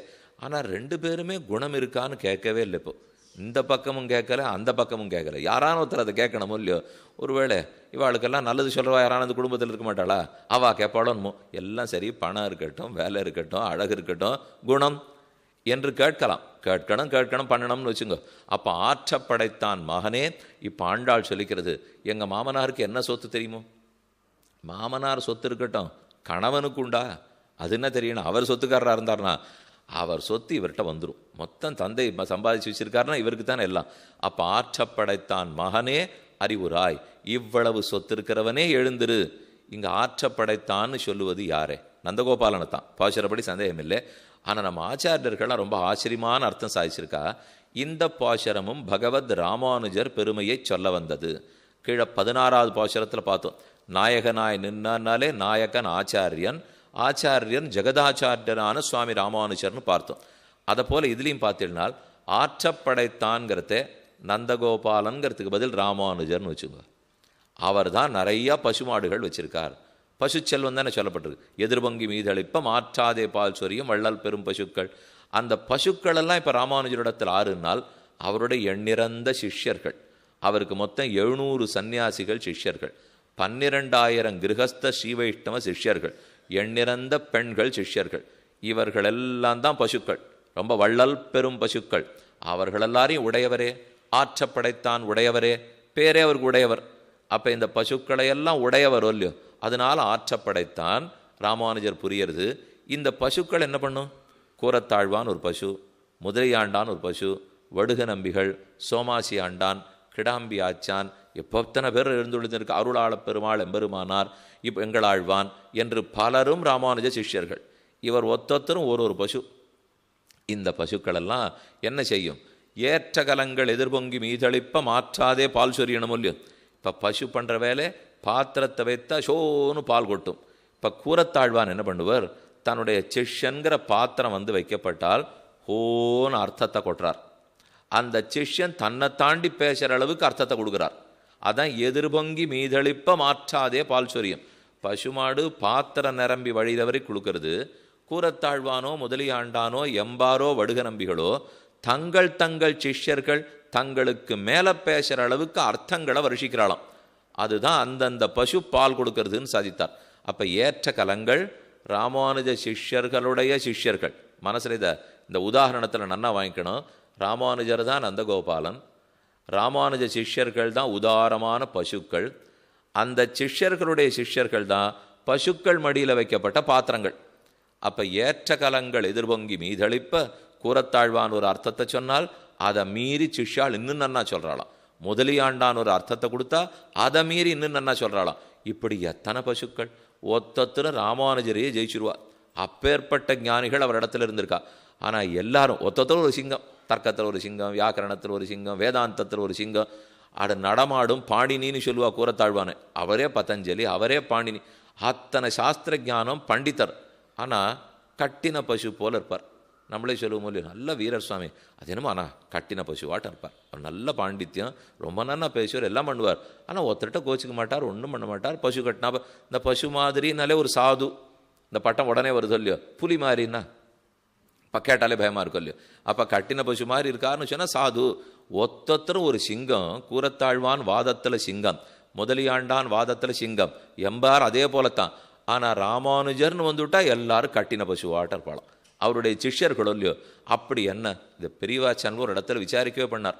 கூரத்தாழ்வானோ முதலியாண்டானோ எம்பாரோ ராமானுஜருடைய ஞானத்திலேயோ பக்தியிலேயோ வைராக்கியத்திலேயோ குறவுன்னு கிடையாதுன்னுட்டார். அவருக்கு நிகர்னு சொல்லலாம், அவரை விட ஒரு படி மேல்னு சொல்லுவேன். ஆனால் இவ எல்லாரும் எதுக்கு தெரியுமோ அவர் இடத்துல அடங்கி இருந்திருக்கா? பாண்டித்யத்தினால மட்டும் இல்லை. அப்படின்னா எத்தனையோ பேர் ஜெயிச்சிருவா. ஆனால் அனைத்துலகும் வாழப் பிறந்த எதிராச மாமுனிவர், அதுக்கு தாவா மயங்கியிருந்தா. உலகத்தில் இருக்கிற மொத்த பேரும் அது யாராக இருந்தாலும் மோட்சம் போகணும்னு ஆசைப்பட்டாரோ இல்லையோ. இந்த நனவு நமக்கு வராது. இந்த நனவு அவருக்கு மட்டும்தான் வரும். ஒரு தாய்க்கு இருக்கிற உள்ளத்தோட எல்லா ஜீவாத்மாக்களும் இனி இங்கே துன்பப்படக்கூடாது. இதுக்காகத்தான் ஒரு பிரயத்தனம். ஏன்னா வேதாந்தத்துக்கு அர்த்தம் சொல்கிறதுக்கு 100 பேர் கிடைப்பார். எவ்வளவு பாண்டித்யம் இருந்து நன்னா சம்ஸ்கிருதம் படிச்சிருக்கோம்னா வேதாந்தத்துக்கு அர்த்தம் சொல்லலாம். ஆனால் சுவாமி அதற்காக அவதரித்தார். எம்பெருமானார் திருவடிகளே சரணம், உய்ய ஒரே வழி உடையவர் திருவடி பற்றினால் சுவாமி நமக்கு மோட்சத்தை கொடுக்கிறார். விஷ்ணுலோக மணிமண்டப மார்க்கதாயின்னு சொல்லுகிறோம் இல்லையோ. தாட்டி பஞ்சகம்னு 5 ஸ்லோகங்கள் அதில் வர்றது இது. விஷ்ணுலோக மணிமண்டபத்துக்கு வழியையே காட்டுமவர். அந்த ஒரு குணத்தை பார்த்து தான் எல்லாரும் அடங்கி இருந்தாலும். இந்த குணம் நமக்கு வராதுன்னா அதற்குரிய உரிமையின் நம்பெருமாள் அவரிடத்துல தான் கொடுத்துருக்கார். அவர் பார்த்து மோட்சத்துக்கு அனுப்பட்டும்ங்கிறார். அப்போ நாமெல்லாம் அவருக்கு அடங்கி ஒடுங்கி இருக்கணும். இதை பற்றி பேச்சே நடந்தது. ராமானுஜருடைய சிஷ்யர் கூரத்தாழ்வான், கூரத்தாழ்வானுடைய சிஷ்யர் பட்டர், பட்டருடைய குரத்தாழ்வானுடைய திருக்குமாரர் பட்டர். பட்டர் நஞ்சியர் அவருக்கு சிஷ்யர். பராசர பட்டர் ரொம்ப பெரிய வித்வான். அவர் வேணும்னா பரமோதம் வைகுந்தத்துக்கு நான் படிக்கட்டு கட்டியிருப்பேன்னாராம். இன்னும் கொஞ்ச நாள் இருந்திருந்தா இங்கேருந்து செங்கல் மண் எல்லாத்தையும் வச்சு ஒரு படிக்கட்டு கட்டி அவ போய் பார்த்துட்டு வாங்குவோன்னு அனுப்பிச்சிருப்பேன்னார். அந்த அளவுக்கு மேதாவி, அந்த அளவுக்கு சாஸ்திர ஞானம். ஆனால் அதே பராசர பட்டர் தன் திருவடியை பற்றின நஞ்சியரிடத்தில் சொல்கிறார், ஷியா பட்டரை பற்றினோம், பெருமானால் வளர்க்கப்பட்ட பட்டர். ஸ்ரீ ரங்கராஜனும் ரங்கநாயகி தாயாரும் தங்க மடியில் போட்டு பராசர பட்டரை தட்டி தூங்க பண்ணுவாளாம். அதே போல் திருமண தூண்கள் சேவிக்கிற மூலியம் பெரிய பெருமாளை சேவிச்சா அவர் முன்னாடி 2 கருப்பு தூண் இருக்கிறதே, அந்த தூணில் தூளி கட்டியிருக்குமா, அந்த தூளியில் தான் பட்டர் தூங்குவாராம். திருமண தூணில் தூளி கட்டி ஒருத்தரை தூங்க விடணும்னா 6 நிமிஷம் நம்மளை நிற்க விட மாட்டான் அந்த இடத்துல. ஆனால் அதில் தூங்கணும்னா அப்போ அவர் எவ்வளவு மேன்மை இருந்திருக்கணும். ஆனால் அந்த பட்டர் சொல்கிறார், இப்படிப்பட்ட பிரபாவமுடைய பட்டர் திருவடிகளை பற்றினோம், அதனால் மோட்சம் உறுதின்னு நஞ்சியா நினைக்காதே. நம்ம அத்தனை பேருக்கு மோட்சம் அந்த ஒரு உடையவருடைய திருவடியால் தான் புரிஞ்சுக்கோ. மற்ற பேர் அதை கொடுக்க போகிறதில்லை என்ன ஒரு ஆச்சாரன்னு சொல்கிறாள். என்னால் என்னத்தினால இப்படி அடங்கி இவ்வளவு மரியாதையோடு இருந்திருக்கா? ஒரே வழியாய் அகதிகளான நமக்கு மோட்சத்துக்கு வழி ஏற்படுத்தி கொடுத்தாளோ இல்லையோ, அதனால தான் இத்தனை பேர் அடங்கியிருந்திருக்கா. அப்போ ஏற்ற கலங்கள் எதிர்பொங்கி மீதளிப்ப மாற்றாதே பால் சொரியும் வள்ளல் பெரும் பசுக்கள் ராமானுஜ சிஷ்யர்கள். வெறும் பசுக்கள் ஆற்றப்படைத்தான் ராமானுஜர். இப்போ மகன் யாரு? இது வரைக்கும் நன்னா இருக்கு. ராமானுஜர் குமாரர் இருக்காராண்ணா தெரியலையே சுவாமி, அவர் சன்னியாசியாச்சேன்னா. ஆனால் பாட்டில் மகன் இருக்கே. இப்போ இந்த ராமானுஜருக்கு யாரோ மகன் இருந்திருக்கணும் இல்லையோ, இருக்கார். இந்த மகன் கண்ணன். இப்போ ராமானுஜருக்கு மகன் கண்ணனாண்ணா இல்லை, கண்ணனுக்கு பிரதிநிதியாக திருவேங்கடமுடையான் இருக்கார், அவர் ராமானுஜருக்கு குமாரர் தான். கண்ணனுக்கு பிரதிநிதியாக ராமப்பிரியன் செல்லப்பிள்ளை திருநாராயணபுரத்தில் இருக்கார், அவர் ராமானுஜருக்கு குமாரர் தான். இதை போல ஒரு ஊரில் ராமானுஜருக்கு பிள்ளைகள் இருக்காருனார். இது கேள்வியப்பட்டது கிடையாது.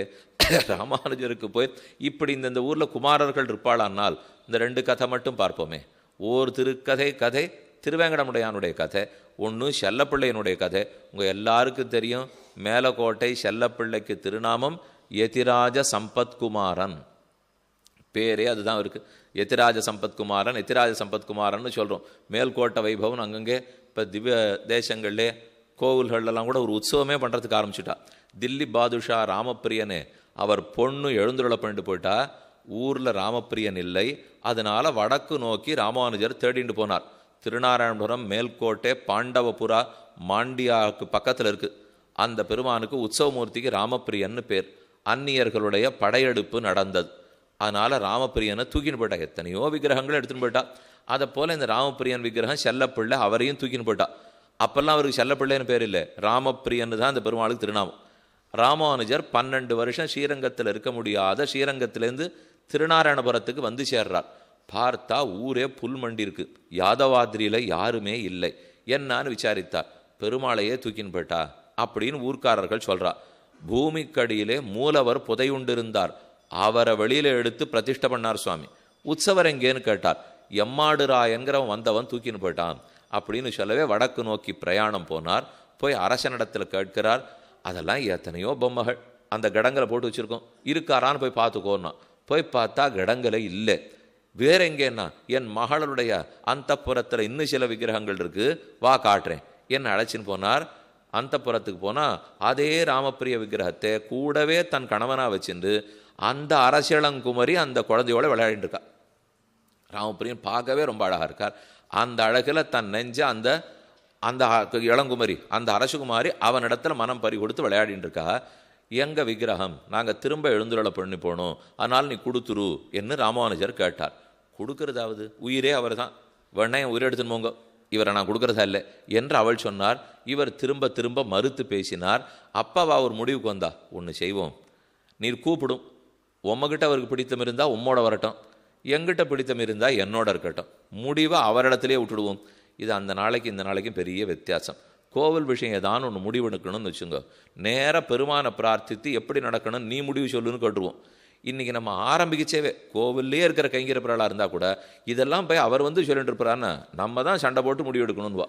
ஆரம்பமே இப்படி தான். இப்போ இதை போய் அவர் சொல்ல போகிறாரு சுவாமி. அவரே உள்ளே இருப்பார். அவர் பொங்கல், சக்கரை பொங்கல், தோசை, வடை இதெல்லாம் சமர்ப்பிச்சோன்னா சாப்பிட்டு இருப்பார். அவள் அப்படி சொல்லல பாருங்க. யாருக்கு பிரீத்தி? இதே போலத்தானே விபீஷணன் முடிவெடுக்க விட்டான். பெருமாளை தன்னுடைய புஷ்பக விமானத்தில் எழுந்துருளை பண்ணிட்டு போயிட்டு இருக்கான். ஸ்ரீரங்கத்துக்கு மேலே பெருமாள் எழுந்துருளைச்சே இங்கே இருக்கணும்னு முடிவு பண்ணிவிட்டார். முடிவு அவரிடத்தில் விட்டுத்தான் இன்று வரைக்கும் எழுந்துருளிருக்கார். அதனால் திரேதாயுகத்திலும் இது நடந்திருக்கு. இப்போ கலியுகத்தில் ஒரு 1000 வருஷத்துக்கு முன்னாடி நடந்திருக்கு. இதை சொல்கிறதார் இப்போ எங்கோ வடக்கேந்து வந்தால் அந்நியனுடைய பெண், அந்த பெண் தெரிஞ்சு வச்சுன்னு சொல்கிறா. அந்த பெருமாள்கிட்டே கேட்போம், அவர் என்ன சொல்கிறாரோ செய்வோம். அப்போ ராமானுஜர் கூப்பிடுறார், கோயிற்பிள்ளாய் இங்கே போதராய், வருக வருக வருக, வாமன நம்பி வருக, சாரங்கபாணி தளர்நட நடவானோ, சக்கரபாணி நடந்து வா என்று கூப்பிட்ட உடனே தொடர் சங்கிலிகை சலார் பிலார் என்ன தூங்கு மும்மணி படிமும்முத புனல் சோர வாரணம் பையன்னு ஊறுவது போல் மெதுவா அப்படி நடக்கிறாப்புல சல்லு சல்லுன்னு சலங்க ஒதிக்க அந்த பிள்ளை குதிச்சு குதிச்சு ஓடி வந்து ராமானுஜருடைய திருமடியில் அமர்ந்து கொண்டார். அன்னைக்கு பேர் கிடைச்சது யதிராஜ சம்பத் குமாரன். செல்ல பிள்ளை, செல்வம் சம்பத், பிள்ளை குமாரன், செல்ல பிள்ளை, செல்வ பிள்ளை சம்பத் குமாரன். அதனால தான் யதிராஜ சம்பத் குமாரன் எத்திரா. அப்போ யதிராஜ குமாரர்னு வந்துட்டு சொல்லியோ. யதிராஜராரு? ஆற்றப்படைத்தான். குமாரராரு? செல்லப்பிள்ளை. அதனால திருநாராயணபுரத்து செல்லப்பிள்ளை தான் யதிராஜ சம்பத் குமாரனே.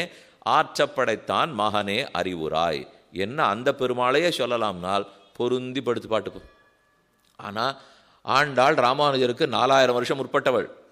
அதுக்கு அவ்வளவு வருஷம் முன்னாடி ஆண்டாள் திருவவதாரம். அதுக்கப்புறம் 10,000 ஆண்டுகள் கழித்து ராமானுஜர் திருவவதாரம். ஆனால் அந்த பாசர் இப்படி பொருந்தி இருக்குங்கிறதுக்காக பார்க்குறோம். இது ஒரு பக்கம். இதே போல ஏற்ற கலங்கள் எதிர்பொங்கி மீதளிப்ப ஆற்றப்படைத்தான் ராமானுஜர். அவருடைய மகனார் தெரியுமோ? அப்பேற்பட்ட திருவேங்கடமுடையானே மகன் ஸ்ரீனிவாச பெருமாள், வெங்கடேச பெருமாள் இருக்காரு. ஏன் அவரை மகன்னு சொல்கிறோம்னால் ஒரு முறை ஒரு சண்டை ஏற்பட்டது. பெருமான் ஆகாசராஜனுடைய மகளான பத்மாவதி தாயாரை ஸ்ரீனிவாசர் கல்யாணம் பண்ணிட்டார். கல்யாணம் பண்ணிக்கும் போது மாமனார் மருமகனுக்கு புது ஆபரணமாக இருக்கட்டும்னுட்டு நாகாபரணத்தை சமர்ப்பித்தார். இன்னைக்கு இந்த 2 கையிலையும் திருவனுடைய நாக ஆபரணம் சாத்தின்னு இருக்காரோ இல்லையோ, அப்படி பாம்பு இருக்குது, பாம்பு பாஜு பந்த போல சுற்றின்னு இருக்கே, அந்த 2 ஆபரணங்களுமே அந்த சுவாமி சமர்ப்பிச்சது தான். வில்வ மலர்களாலே வில்வ இதழ்களால் பெருமானுக்கு தாயாருக்கு அர்ச்சனை உண்டு. அந்த கோவிலில் வில்வார்ச்சனை நடந்தது. நாகாபரணத்தை இட்டு கொண்டிருந்தார். 3வது ஒன்று அவராக பண்ணிண்டது. ஆகாசராஜனுக்கு தம்பி தொண்டமான் சக்கரவர்த்தி. அவன் அந்த பெருமானுக்கு ரொம்ப நெருங்கினவன். கீழே அலிபிரி ஆழ்வார் தீர்த்தத்திலேருந்து ஒரு சின்ன குஹ மார்க்கம் உண்டான், பாத்தாள மார்க்கம். அது வழியாக புகுந்து கிடுகிடுன்னு போய் பெருமாளை சேவிச்சுட்டு திரும்பி நாட்டை ஆழ்வானான். அதை போல் அவன் ரொம்ப நெருக்கமானவன். பெருமான் அவனிடத்தில் இருக்கிற பக்திக்கு மயங்கி போய், ஏன் சங்க சக்கரத்தை பிடிச்சிட்டு இருக்கேனோ இல்லையோ, இது உனக்கு காப்பா உன்னோட இருக்கட்டும்னு கழட்டி அவங்ககிட்ட கொடுத்துட்டார். நம்ம கூட தோணும், ரொம்ப நாளாக பிடிச்சிருந்தாரேன்னு நினச்சேன், எங்களுக்கே கையை வலிக்கிறது, அப்போ அவருக்கும் வலிக்காத இருக்குமா, அதனால கொடுத்துட்டார் போல் இருக்கு. இப்போ பல சைவர்கள் பார்த்து சந்தேகப்பட்டா, கையில் சங்க சக்கரத்தை காணும், வில்வார்ச்சனை நடக்கிறது, நாகாபரணம் போட்டுருக்கார், இவர் விஷ்ணுன்னு ஏன் ஒத்துக்கணும்? இந்த 3ஐயும் பார்த்தா இவர் சிவனாக தான் இருந்திருந்தா என்ன என்கிற சந்தேகம் ஏற்பட்டு இந்த சந்தேகம் கிளம்பிடுத்து. அதனால் இவர் சிவன் தான் ஒருத்தர் சொல்கிறார், ஸ்கந்தன் முருகன் தான் ஒருத்தர் சொல்கிறார், இல்லை விஷ்ணு தான் இன்னொருத்தர் பேசுகிறார். செய்தி ராமானுஜர் செவிகளை எட்டியது. ராமானுஜர் இங்கேருந்து ஓடினார். என்ன நடக்கிறதுன்னு விசாரித்தார். இல்லை இந்த பெருமாள் விஷ்ணுங்கிறதுக்கு எண்ணிறந்த வேத வாக்கியங்கள் இதிகாசம் புராணம் 10 புராணத்தில் சொல்லப்பட்ட வெங்கடேச மகாத்மியம் எல்லாத்தையும் எடுத்து சொன்னார். ஆனால் புஸ்தகத்தை ஒத்துண்டு பேசுகிறவாட்ட தான் அப்படி பேச முடியும். அதெல்லாம் நீ ஏதோ புஸ்தகத்தில் எழுதி வச்சுருந்தா உங்கள் புஸ்தகத்தெல்லாம் நாங்கள் ஒத்துக்கணுமான்னு அப்படின்னு நம்ம பேசவே முடியாது இல்லையோ. அப்போ பிரத்யட்சமாக தான் காட்டியாகணும். அதற்காக சுவாமி திருவேங்கடவனிடத்தில் பிரார்த்தித்து, இதோ சங்க சக்கரங்களையும் உன் சன்னிதானத்தில் வைக்கிறேன். அதே போல் பரமசிவனார் கையில் சின்ன மான் பிஞ்சையும் டமரு ஆயுதம் பிடிச்சிருக்காரோ இல்லையோ, சூலம் பிடிச்சிருக்கார், உடுக்க பிடிச்சிருக்கார், சின்ன மான் பிஞ்சு பிடிச்சிருக்கார். இதை போல இருக்கிற ஆயுதங்களையும் உள்ள வச்சார். இந்த 2ஐயும் வச்சுட்டேன், நீ யாரோ அதற்குரிய ஆயுதங்களை எடுத்து தரித்து கொண்டு நில், அப்படின்னா நாங்கள் யாரு நாங்களே முடிவு பண்ணிடுறோம் என்று சொல்லி கதவை சாத்திட்டார். சாத்துட்டு இரவு முழுக்க சங்க சக்கரங்கள் உள்ளிருந்து காலை விடிந்து ஹாரத்தி பண்ணுறதுக்காக கதவை திறந்தால் கூறார் ஆழி வெண்சங்கேந்தி பெருமாள் சேவை சாதித்தார். ஆழி சங்கத்தோடு இருக்கவே ஓஹோ இவர் விஷ்ணு தான் அப்படின்னு ஸ்தாபிக்கப்பட்டது. அப்பனுக்கு சங்காழி அளித்தவன் வாழியேன்னு ராமானுஜருடைய வாழி திருநாமம். அப்பன் திருவேங்கடமுடையான் அப்பன். அப்பனுக்கு சங்காழி அளித்தவர், சங்கையும் ஆழியையும் சமர்ப்பித்தவர். அன்னிலேருந்து அவருக்கு என்ன தெரியுமோ பேர் வந்தது? இப்போ சங்க சக்கரத்தை கையிலே ஒத்தரவாளுக்கு என்ன பேர்? ஆச்சாரியன் தானே. ஆச்சாரியன் தானே சிஷ்யனுக்கு பஞ்சசம்ஸ்காரம் பண்ண போகிறார். அவர் தானே சிஷ்யனுக்கு சங்க சக்கர லாஞ்சனம் பண்ணுவார். இப்போ ராமானுஜர் ஆச்சாரியன் ஆயிட்டார், திருவேங்கடமுடையான் சிஷ்யன் ஆயிட்டார். ஆச்சாரியன் சுவாமி, திருவேங்கடவன் வெங்கடேச பெருமாள் சிஷ்யர். ஆச்சாரியன்னு சொன்னாலே தந்தை, சிஷ்யன்னா மகன்கிற உறவு நிச்சயம். ஏன்னா எப்பவுமே ஒரு ஆச்சாரியன்னு சொன்னால் அவர் தானே கையான் பிரம்மத பிதா. இந்த பிதா சரீரம் கொடுக்குறார், அந்த பிதா ஞானம் கொடுக்குறாரோ இல்லையோ. அப்போ ஞானம்ங்கிற ஜன்மத்தை கொடுத்த பிதா ஆச்சாரியன், சரீர ஜன்மத்தை கொடுத்த பிதா பிதா. அப்போ ஆச்சாரியனை தந்தையாக வச்சு விடலாம், சிஷ்யனை பிள்ளையாக வச்சுக்கலாம். இப்போ ஆச்சாரியன் ராமானுஜர் ஆற்றப்படைத்தான், அப்போ அவருக்கு மகன் திருவேங்கடமுடையானே தான். அப்போ ஆற்றப்படைத்தான் மகனே அறிவுராய்னால் திருவேங்கடவனே அறிவுராய் என்றும் கூறலாம். செல்லப்பிள்ளையே அறிவுராய்னு வச்சுக்கலாம், திருவேங்கடவனே அறிவுராய்னு வச்சுக்கலாம். இல்லை ஆற்றப்படைத்தான். இப்போ ஆற்றப்படைத்தான்னா பெரிய திருமல நம்பிகள், அவர் ராமானுஜருக்கே தாய் மாமா. ராமானுஜருக்கு ஒரு விதத்தில் ஆச்சாரியன். ராமாயணத்தை முழுக்க பெரிய திருமல நம்பிகள் தான் ராமானுஜருக்கு உபதேசமே பண்ணியிருக்கார். பிதாமஹஸ்யாபி பிதாமகாய பிராச்சேத சாதேச பலப்பிரதாய ஸ்ரீபாஷ்யகாரோத்தம தேசிகாய ஸ்ரீசைல பூர்ணாய நமோ நமஸ்தாத். என்ன அந்த சுவாமியை பற்றின தனியர், நம்ம ஒரு ஆச்சாரியனை பற்றின தனியன் ஒரு ஸ்லோகமானு தெரிஞ்சு வச்சுக்கணும். அது மற்ற என்னைக்கு அவா திருநக்ஷத்திரம் என்னைக்கோ அன்னைக்காவது அதை சொல்ல வேண்டும். இப்போ பெரிய திருமலர்கள் நம்பி எடுத்து அன்றைக்கி சொல்கிறது பெரிய நம்பிகள். இப்போ மார்கழி கேட்ட தொண்டரடிப்புடி ஆழ்வார் திருநக்ஷத்திரம், மார்கழி கேட்ட பெரிய நம்பிகள் திருநக்ஷத்திரம். அவர் ஒருத்தர் ஸ்ரீரங்கத்திலே இருந்து பெரிய நம்பிகள் மதுராந்தகத்துக்கு போய் ராமானுஜருக்கு பஞ்சசம்ஸ்காரம் பண்ணி துவயத்தை கொடுத்தவரே அவர் தான். பெரிய நம்பிகள் தனியன் தெரியுமா சுவாமி? அது என்ன நட்சத்திரம் தெரியுமாண்ணா? இல்லையே, தெரியலையே, பெரிய நம்பிகளே தெரியலையே. அதுக்கப்புறம் நாங்கள் நட்சத்திரம் தெரிஞ்சுக்கிறது, மற்ற பேரை பற்றி தெரிஞ்சுக்கிறதுனா தெரிஞ்சுக்கணும். யாரை பற்றியோ தெரிஞ்சு வச்சுருக்கோம். அப்போ இந்த குரு பரம்பரையில் ஆர்வாரான்னு தெரியணும் இல்லையோ. அந்த பெரிய திருமலை நம்பிகள் அவர் திருமலையிலே இருந்து பெருமாளுக்கு கைங்கரியம் பண்ணியிருக்கார். அவர் தான் ஆகாச கங்கையிலேருந்து தீர்த்தம் கொண்டு குடமாக ஸ்ரீனிவாச பெருமாளுக்கு கைங்கரியம் பண்ணுறவர். அந்த பெரிய திருமலை நம்பிகள் ஒரு முறை ஆகாச கங்கையிலேருந்து தீர்த்தம் எடுத்துன்னு வரார். பெருமானுக்கு அவர் பேரில் ரொம்ப பிரீத்தி. அதனால் ஒரு சின்ன பிள்ளையாட்டம் வடிவம் எடுத்துட்டார், ஒரு 7-8 வயசு பிள்ளை. அவர் பின்னாடி வந்து, தாத்தா எனக்கு ரொம்ப தீர்த்த தாகமாக இருக்குது, தண்ணீர் கொடு அப்படின்னு அவர்கிட்டே கேட்டார். அவர் சொன்னார், உனக்கு இங்கே இருக்கிற தண்ணீரை கொடுத்துட்டா நான் எப்படி பெருமாளுக்கு ஜலம் எடுத்துன்னு போவேன்? கிடையாது, போப்போ அப்படின்னு சொல்லிட்டார். இந்த பிள்ளை பின்னாடியே வந்து தான் உண்டி வெள்ளால் அந்த மண் குடத்தில் ஒரு எடுத்துன்னு போனாரோ இல்லையோ, அதால் கல்லடிச்சுது. அடித்த உடனே ஒரு இடத்துல ஓட்டை விழுந்து மெல்லிச்சாக விழுந்தது. முன்னாடி பெரிய திருமையில் போயிட்டே இருக்கார். இவர் ரொம்ப ஆனந்தமாக பின்னாடியே ஜலத்தை முழுக்க சாப்பிட்டுட்டே போயிட்டார். போயிட்டு குடத்தை இறக்கிறார், காலி. மெதுவாக ஒன்று தோல் நல்லா பாரமாக இருந்தது. இப்போ ஒன்று தண்ணீரே காணமேன்னா குறைஞ்சி போச்சு. திரும்பி பார்க்குறார், இந்த பிள்ளை நன்னா இங்கெல்லாம் ஜலம் கொட்டியிருக்கிற ஜலம்லாம் கொட்டியிருக்கு, நன்னா தீர்த்தத்தை சாப்பிடும். நீ தான் இதை எத்தனையும் பண்ணியா, விட்டே நான் பார் பிடி அப்படின்னு அவர் பிடிக்க வந்த உடனே கிடுகிடுன்னு சன்னிதானத்துக்குள்ளேயே போக்கு காட்டிட்டு கர்ப்பகிரகத்துக்குள்ளே போய் அங்கேயே நின்றுட்டார். அப்போ தான் பெரிய திருமணம், ஓஹோ இவரே தான் பிள்ளையா வந்து கூப்பிட்டார் போல் இருக்கு. என்னன்னு கூப்பிட்டுருக்கார்? தாத்தா, அப்பனே, அப்பனே, அடல் ஆழியானே, ஆழ்கடலை கடைந்த துப்பனேன்னு ஆழ்வார் பாஷா. அப்பன் திருவேங்கடத்து அப்பன். அவன் அப்பன்னு கூப்பிட்டவர் பெரிய திருமல நம்பிகளை தந்தைன்னு கூப்பிட்டாரோ இல்லையோ. அப்போ ஆற்றப்படைத்தான் பெரிய திருமல நம்பிகள், ஆற்றப்படைத்தான் மகன் வெங்கடேசன் தான் என்றும் கொள்ளலாம். ஆற்றப்படைத்தான் மகனே அறிவுராய். அப்போ பெரிய திருமல நம்பிகளுக்கு சிஷ்யால் இருக்கணுமே. ஏன்னா ஆற்றப்படைத்தான்கிறத பெரிய திருமல நம்பிகள்னு மாற்றினால், அப்போ எதிர்வங்கி மீதளிப்ப மாற்றாதே பால் சொரியும் வள்ளல் பெரும் பசுக்கள் அந்த சுவாமியினுடைய சிஷ்யர்கள். அவர்களுக்கு ராமானுஜரே அவருக்கு சிஷ்யர் தானே. அப்போ இப்போ பசுமாடு ஸ்தானத்தில் ராமானுஜர் வந்துடுவார். ராமானுஜர் இப்போ பெரிய திருமல நம்பிகளை விட எதிர்த்து சொன்னாரானால், இந்த இடத்துல எதிர்பொங்கி மீதளிப்பாங்கிறதுக்கு அர்த்தம் என்ன பண்ணிக்கணும்? ஆச்சாரியன் பாலை கொட்டுறார், அர்த்தங்களை கொடுக்குறார். எதிர்த்து சொல்லுவார்னா எங்கள் ஆச்சாரியன் பண்ணதெல்லாம் தப்புன்னு சொல்லுவார்னு அர்த்தம் இல்லை. எதிர்த்துன்னா அவர் ஒன்று சொன்னால் இவர் 8 சொல்லுவார்னு அர்த்தம். அவர் 1 விளங்க வச்சா இவர் 10 விளங்க வைக்கிறன்னு அர்த்தம். ஏன்னா எதை சொல்ல போனாலும் யாரான ஒருத்தர் தப்பாக அர்த்தம் எடுத்து போடுவா. ஓ எதிர்த்து பேசணும்னு அந்த சுவாமி சொல்லியிருந்தார். அதனால் இனிமேல் ஆச்சாரியனை தான் கற்றுக் கொடுத்தா அது தப்புன்னு நம்ம சொல்லணும். அதான் சிறந்த சிஷ்யனுக்கு அடையாளம்னு வச்சுட வேண்டாம். அவர் கொஞ்சம் சொன்னார்னா அதுக்கு மேலே இன்னும் பல்கி பெருகி ஆச்சாரியாத்து பாதமாதத்தே, கால் வாசி தான் ஆச்சாரியன் கற்றுக் கொடுப்பார். பாக்கியெல்லாம் நாம தான் மெதுவே கற்றுனுட்டு முழுதும் ஆச்சாரியன் தான் கற்றுக் கொடுத்தாருங்கிற பிரதிபத்தி பக்தியோடு இருக்க வேண்டும். இப்போ ஒரு சுவாமி சொல்லிட்டு இருக்கார், எத்த சொன்னாலும் இவர் சொன்னார், அவர் சொன்னார், அவர் சொன்னார், எல்லாம் அவர் ஆச்சாரியன் சொல்கிறது தான். அவர் பேர் அடிக்கடி சொல்லிட்டு இருக்கணுங்கிற அவசியமே இல்லை. இப்போ அவர் சொன்னாதான் இவர் பேச போகிறார். அது அந்த நாளில் காலக்ஷேப முறையில் கேட்டவாளோ இல்லையோ, ஒரு நிமிஷம் தங்களுக்கு அர்த்தம் கற்பித்த ஆச்சாரியனம் மறக்கவே மாட்டான். அவர் என்ன சொன்னாரோன்னுட்டு சின்ன விஷயம் சொல்லியிருப்பார். இவர் மகாவித்வான மாதிரி இருப்பார். ஆனால் அந்த எந்த ஆச்சாரிடத்தில் படித்தாரோ அத்தனை பிரதிபத்தியோடு இருப்பார்.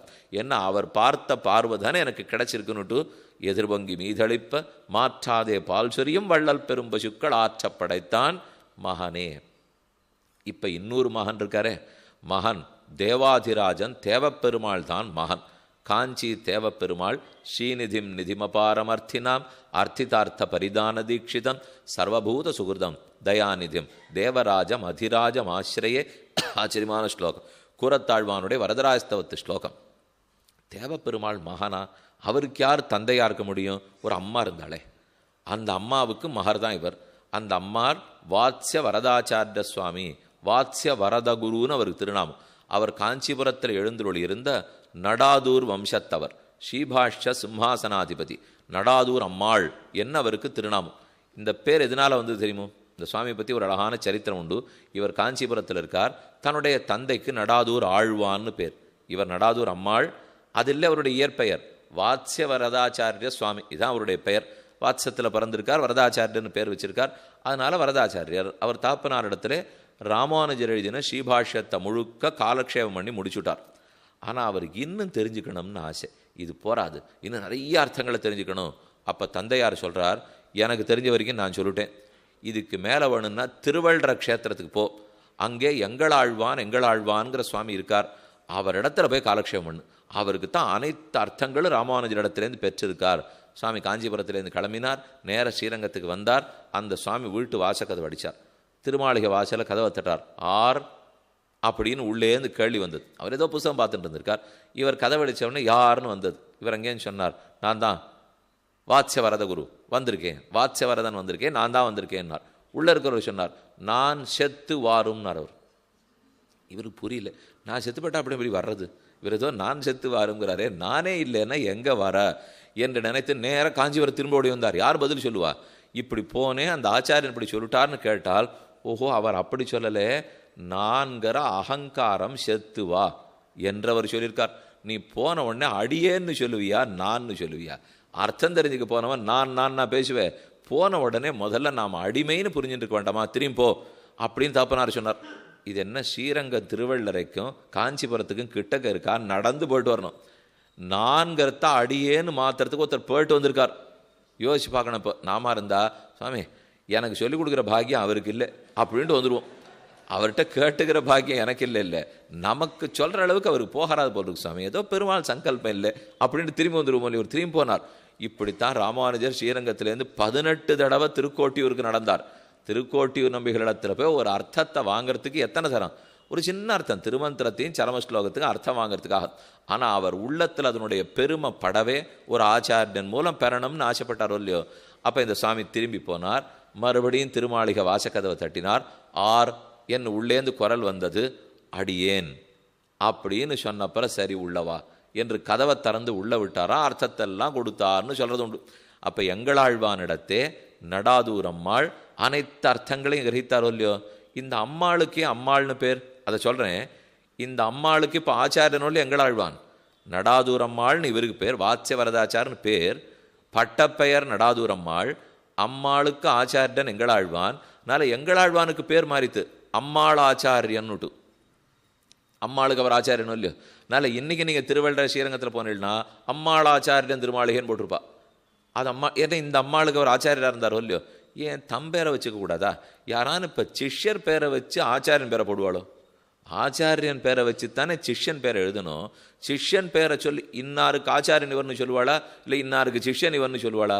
ஆச்சாரியன் பேரை சொல்லினா சிஷ்யன் சொல்லணும்னால், இல்லை இந்த சிஷ்யனுக்கு பெருமாளே பட்டம் கொடுத்துருக்கார். ஆனால் அந்த பட்டத்தை ஞாபகம் ஆச்சாரியன்னு வச்சுக்கணும். ஏது பட்டம்னால், ஒன்று ஸ்ரீபாஷ்யம் பேசியோ பகவத் விஷயம் சொல்லியோ அதெல்லாம் அது தனி பட்டம். அது ஸ்ரீபாஷ்ய சிம்மாசனாதிபதியார் வாங்கிவிட்டார். ஆனால் அதை காட்டிலும் இவ்வளவு பெரிய ஸ்ரீபாஷ்யம் வாசித்தவர், காலக்ஷேபம் சொன்னவர், நித்தியம் பாத்திரத்தில் பால் காய்ச்சி வரான். பாலை காய்ச்சி வரதராஜ பெருமாள் கொண்டு போய் சமர்ப்பிப்பறான். அதை ரொம்ப அப்படியே கண்ணை வச்சு பார்த்துருந்து ஒரு துளி சூடு அதிகமாக இருக்காமல் ஒரு துளி சூடு குறைவாக இருக்காமல் பார்த்து கவோஷ்டமாக தேவப்பெருமாள் பவளத்துக்கு எது பட்டா பிடித்தமாக இருக்குமோ அதை போல கொண்டு போய் நித்தியம் பால் சமர்ப்பிப்பறான். ஆச்சு கொஞ்ச நாள் சமர்ப்பிச்சிருந்தார்.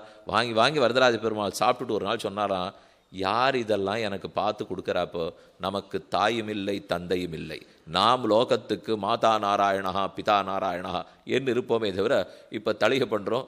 பண்ணிட்டு பெருமாளுக்கு கண்டோரில் பண்ணச்சே தொட்டு பார்த்து சூடாக இருக்கா குளிர்ந்து படுத்தானா போய் கொடுக்குறோம். பண்ணுறது இல்லையே. அப்படி இறக்கின வேகத்தில் கொண்டு போய் வச்சுருவோம். சாமி பண்ணுறதே பெரிய விஷயம், இதுக்கு மேலே அதை வேறு ஆச்சி கிச்சி இதெல்லாமா பண்ணிட்டு இருக்க முடியும்? ஏதோ இறக்குவோம், அது கொதிச்சுன்னு இருக்குது. கொதிக்கிற பாத்திரத்தோட இழுப்பு சட்டியில் இப்போ தான் கொதிச்சுன்னு அப்படியே கொண்டு போய் வைக்கிறோம் பாருங்க. கொஞ்சமான ஆற வைத்து பாத்திரத்தை மாற்றி அதை கொஞ்சம் அப்படியே அலத்தி அப்புறம் சேர்த்து கொண்டு போய் சமர்ப்பிக்கணுமே.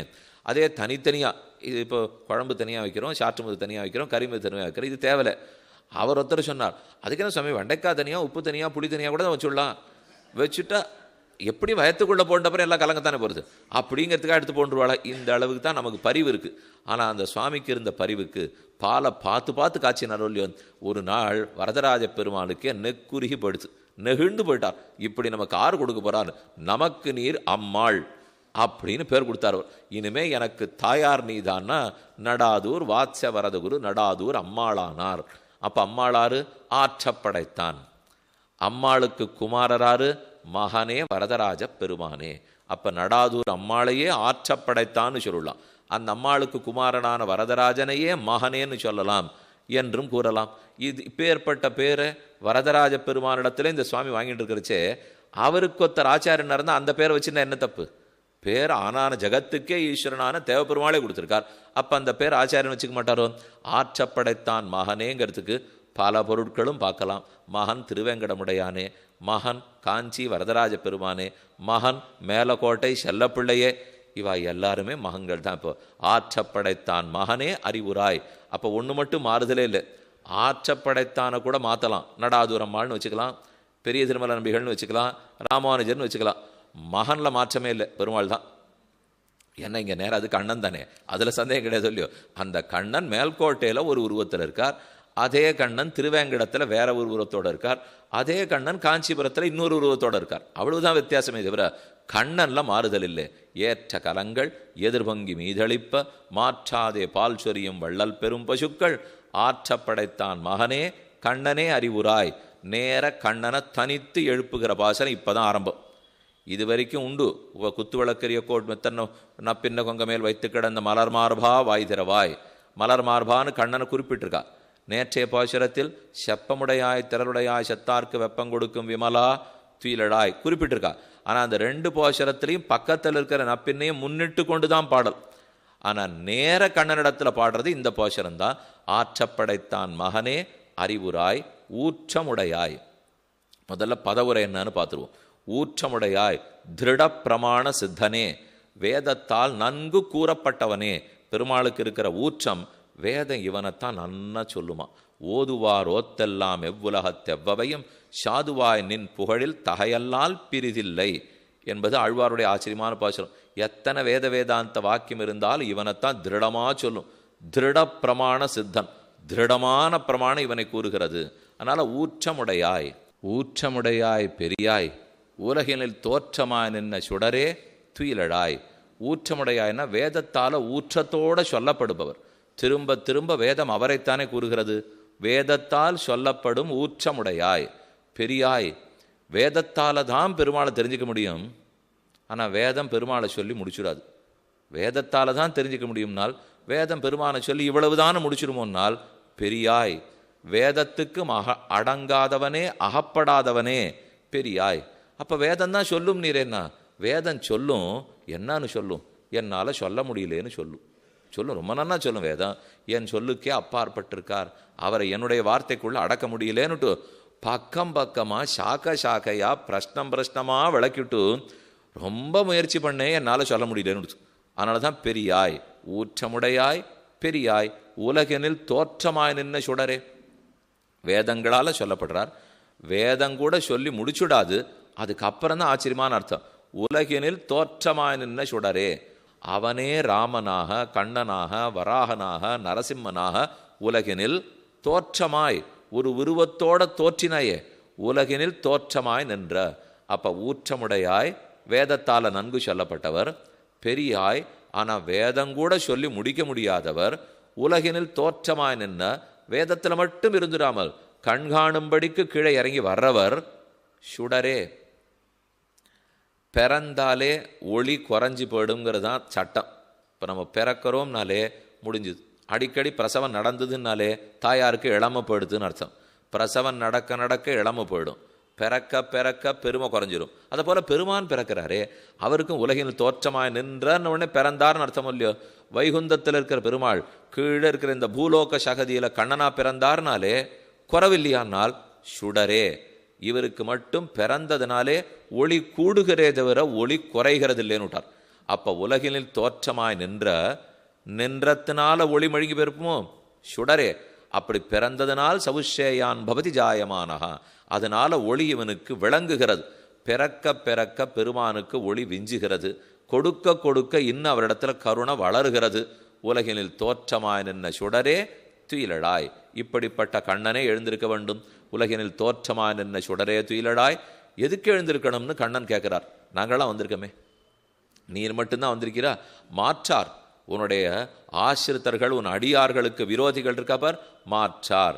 அந்த மாற்றார்களெல்லாம் உனக்கு வலி தொலைந்து உன்னை பார்த்த உடனே இப்போ கர்வம் அழிஞ்சு போச்சு, ஆணவம் அழிஞ்சு போச்சு, அகங்காரம் மமக்காரம் படுத்து நான் நான் நான் எதிர்த்து நின்றாலே அவர்கள் எல்லார் வலியும் தொலைஞ்சது. மாற்றார் வலி தொலைந்து உன் வாசற்கண், தேவரியருடைய திருமாளிகை வாசலுக்கு இப்போ வந்திருக்கா. ஆற்றாது வந்துன் அடிபணியுமா போலே. இத்தனை நாள் இந்த பெருமானை எதிர்த்துன்னு நாம் இருந்துட்டோம், இனிமே அவரை பற்றாமல் நமக்கு தாங்காது சுவாமி. அவர் இருந்தால் தான். ஆற்றாதுனால் இந்த பிரிவு நமக்கு தாங்காது, அவரை விட்டு விலகி இருக்க முடியாது. ஆற்றாது வந்து உன் அடிபணியுமா போலே, உன் திருவடித்தாமர்களில் பணிந்து பணிமா போலே. இப்போ தோத்து வந்தவா எதிர்த்து ஒரு ராஜா நிற்கிறான்.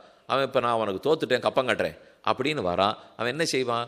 ஓஹோ ஆஹோ இந்திரனே சந்திரனே குபேரனே உன் தோல் விலைமை எப்படி, உன் வாழ் விலைமை எப்படின்னு கொண்டாட மாட்டானா? அதான் புகழ்ந்து. அடுத்த ஆண்டாள் புகழ்ந்துன்னு சொல்லது அதான். தோத்து வந்தாச்சுன்னா புகழ வேண்டிதானே. தோத்து வந்தால் புகழறதோட இல்லை, மங்களம் மங்களம் எங்கள் புலவர்களை எல்லாம் வேந்தே நீர் மங்களமாக இருக்க கடவீர், எப்போதும் 100 ஆண்டுகள் இருந்து எங்களுக்கு இப்படியே கொடுத்து கொண்டிருப்பீர் அப்படின்னு உடனே பாட மாட்டாளா? அதான் போற்றி.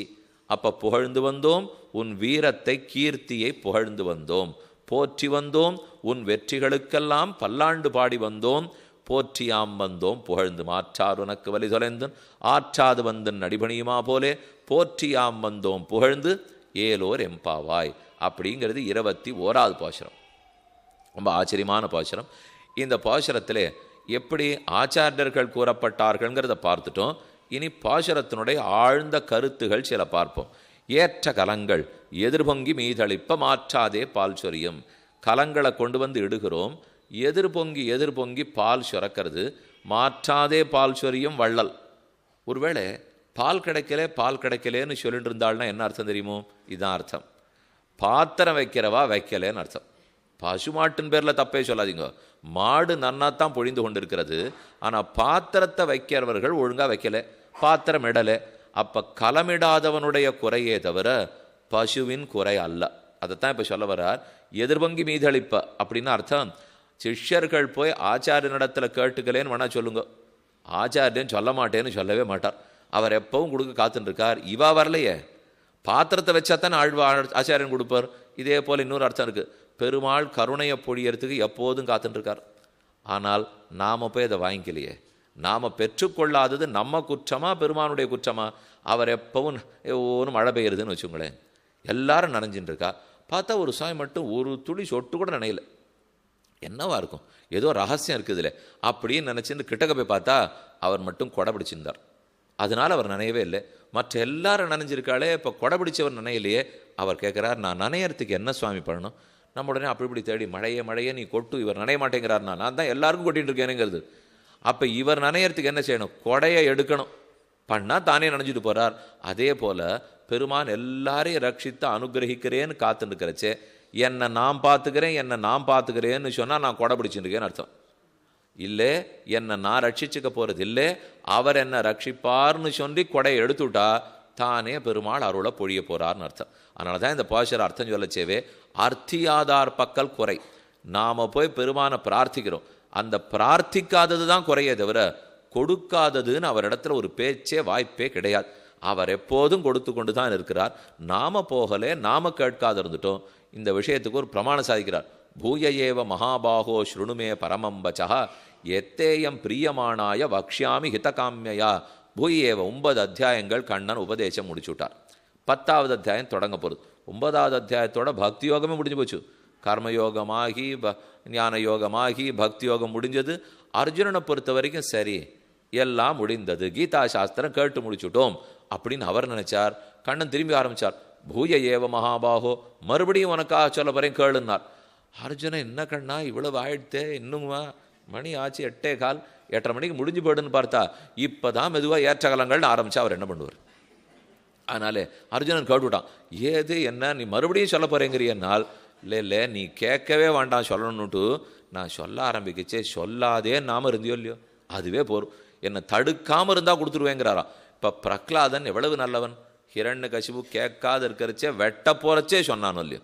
தன் தகப்பனாருக்கு எத்தனை உபதேசம், இப்படி நடந்துக்காதே, நாராயண நாமத்தை சொல்லு, உன் நாமம்னு சொல்லி அகங்காரத்தால் வீணாக போகாதே, எனக்கு எவ்வளோ உபதேசம். ஒரு விபீஷணன் காலால் உதைக்கினா ராவணன், ஆனால் அதை ஏத்துண்டு அவனுக்கு நல்லது எடுத்து சொன்னானோ இல்லையோ. ஒரு தாய் சீதை, ராவணன் எத்தனை தர்ஜனம் பர்சனம் துன்புறுத்தினாலும் அவனுக்கு நல்லதை எடுத்து சொன்னாலும் இல்லையோ. மித்திரம் ஔபேகும் கர்த்தும் ராமஹா ஸ்தானம் பரிப்சதா.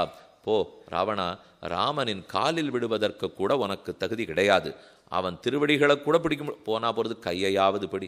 ஏன்னா ராவணன் காலில் போய் விடுன்னா அவனுக்கு அகங்காரம் ஒத்துக்காதான். அதனால சீதை எப்படி அப்படி மழுப்பி சொல்ற பாருங்க. போ ராமனுடைய கையை பிடிச்சு நண்பன் ஏற்றுக்கேங்கிறா. பெரிய ஆக்ஷேபம் வந்துடுது. யார் ராமனிடத்துல நண்பன் ஏற்றுக்கிறது? காலில் விடுன்னு சொல்றதை விட்டுட்டு சரணாகதி பண்ணுன்னு சொல்லுவாளா, நண்பன்னு சொல்லுவாளான்னால் ஒரு ராஜா இன்னொரு ராஜாட்ட சரணாகத்தின்னு சொல்லக்கூடாதான், அது ராஜதர்மமா.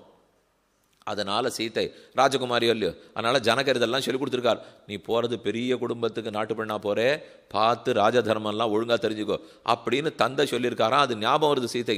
ராவணா, காலில் விழக்கூட உனக்கு தகுதி கிடையாது, கையையாவது பிடி என்று சொல்லி அனுப்புகிறாள்னா எதுக்கு சொல்லணும்? வெற்றான், தான் ஆசைக்கு இணங்கணும்னு சொல்கிறான். 700 ராட்சசிகளை வச்சு குத்தின்னு இருக்கான். ஆனால் அவனிடத்திலையும் மித்திர மௌபேகும் கர்த்தும் ராமஹா ஸ்தானம் பரிப்சதா என்ன சீத்தை சொல்லியிருப்பாளேனால் இவர்கள் எல்லாரும் எதிர்பொங்கி மீது அளிப்ப சொல்லக்கூடியவா. நமக்கு அவர்கள்லாம் தங்களுக்கு ஒரு பெருமை வரணுங்கிறதுக்காக உபதேசிக்கிறவா இல்லை, நாம் தாழ்ந்து பேடக்கூடாதேங்கிறதுக்காக உபதேசிக்கிறவா. ரெண்டுத்துக்கு வித்தியாசம் இருக்கேன். எனக்கு பெருமை வரணும், எனக்கு பேர் கிடைக்கணுங்கிறதுக்காக உபதேசிக்கக்கூடாது. ஓ உலகம் அனர்த்தப்பட்டுடுறதே, சொல்லலே இந்த சத்விஷயம் தெரியாத போயிட்டா இவா என்ன கட்டப்படுவாளோ அப்படிங்கிறதுக்காகத்தான் ஆழ்வாரே உபதேசித்தார். நம்மாழ்வார் உபதேசித்ததோ அதே சீதை உபதேசித்ததோ தாய்க்கும் மகனுக்கும் தம்பிக்கும் இவர்க்கும் இவர் அடிபணிந்தார்க்குமிரே இவை உள்ளதுன்னு போச்சம். தாயாரான சீதை உபதேசம், மகனான பிரகலாதன் உபதேசம், தம்பியான விபீஷணன் உபதேசம், ஆழ்வார் உபதேசம், ராமானுஜர் உபதேசம். இவர்கள்லாம் சிஷ்யன் வராதது குற்றமே தவிர தாங்கள் குறை வச்சதே கிடையாது. ராமானுஜருக்கு 5 ஆச்சாரியர்களோ இல்லையோ, எப்பவுமே வாத்தியார் பிள்ளைய வாத்தியார் திருத்த முடியாது, அவர் வேற ஒருத்தவங்கிட்ட தான் கொண்டு போய் விடணும். அவரெல்லாம் ஊரையே திருத்தி கொடுப்பார், ஆனால் தமிழர்களை திருத்த மாட்டார். அதை போலத்தான் இவர் ராமானுஜருடைய ஆச்சாரியனின் குமாரர்கள். ஆச்சாரியர்கள் வந்து குமாரர்களை சுவாமியினிடத்திலே ஒப்படைச்சிட்டா. எங்களால் இந்த பிள்ளைகளை எல்லாம் திருத்த முடியல, அதனால் நீரே பார்த்து திருத்தி கொடும் என்று ராமானுஜரிடத்தில் ஒப்படைச்சா அவர் கஷ்டப்பட்டு அந்த பிள்ளைகளை உட்காந்து வச்சு பாடம் எடுக்க ஆரம்பித்தார். அவனுக்கு ரொம்ப தூர்த்த சகவாசம், கெட்ட சகவாசம், ஏதோ சூதாட்டம் கல் அது இப்படி இருந்துட்டான். அந்த சூதாட்டத்திலேருந்து மாற்றி இவரை உட்காந்து சொல்கிறார். சொல்ல ஆரம்பிக்கிறார் சுவாமி. முதல் நாளாச்சு, 2ஆம் நாளாச்சு, 4ஆம் நாளாச்சு. அந்த பிள்ளை ரொம்ப கஷ்டப்பட்டு முள்ளு மேலே உட்காண்டிருக்கான். 4 நாள் ஆச்சு. ஆன உடனே 5ஆம் நாள் கார்த்தால காலக்ஷேபம் ஆரம்பிக்கிறது. பிள்ளையை காணும். இது எல்லாரும் உட்காண்டிருக்கா, ஆனால் அந்த ஒருத்தனை மட்டும் காணும்னா சுவாமி புஸ்தகத்தை மூடிட்டார். எங்கே அந்த பிள்ளை? அவன் இருந்தால் தான் காலக்ஷேபம்னார். மற்ற பேர் கூட கொஞ்சம் வருத்தம் தான். இத்தனை நாளாக நாங்கள் உட்காந்து உன் அடிபணிஞ்சு கேட்டுருக்கோம், எங்களை திரும்பி பார்க்க மாட்டேங்கிறே. நேற்றுக்கு வந்தவன் அவன் சொன்னா தானா புஸ்தகத்தை மூடி அவன் எங்கே இருக்கானோ அழைச்சின்னு போங்கன்னார். அது ஏதோ காவேரி கரையில் ஒரு மண்டபத்தில் பாழடைஞ்ச மண்டபத்தில் உட்காந்து சீட்டாடின்னு இருக்கான். அந்த கோட்டிக்கு சுவாமிங்கன்னு போனார். அவன் தூரக்க பார்த்தோன்னே இது என்ன சன்னியாசி இந்த கோட்டிக்கு வரார் நினச்சிட்டு வெலவெலத்து போய், ராமானுஜரே உம்மை நாம் விட்டோம் அப்படின்னு அந்த சிஷ்யன் சொன்னான். சுவாமி அங்கேருந்து சிரிச்சின்னு சொன்னார், நீர் நம்மை விட்டாலும் நாம் உம்மை விடுவதாக இல்லை, நீர் வந்தால் தான் காலக்ஷேபம் அப்படின்னு சொல்லி கூட்டின்னு வந்து அமர்த்தி விட்டார்னால் அப்போ சிஷ்யாலிடத்தில் குறை வரலாமே தவிர ஆச்சாரியனிடத்தில் குறையில்லை. பிரார்த்திக்கும் பக்தனிடத்தில் குறை வரலாமே தவிர கொடுக்கும் எம்பெருமானிடத்தில் குறையில்லை. இட்ட பாத்திரங்கள் வேணா குறைஞ்சிருக்கலாமே தவிர பொழியும் வள்ளல் பெரும் பசுக்களிடத்திலே குறையில்லை. ஏற்ற கலங்கள் எதிர்பொங்கி மீதளிப்ப மாற்றாதே பால் சொரியன். பகவான் சித்தோபாயமாக எப்பவும் இருக்கார். நாம் அந்த சித்தோபாயத்தை ஸ்வீகரிக்கலை.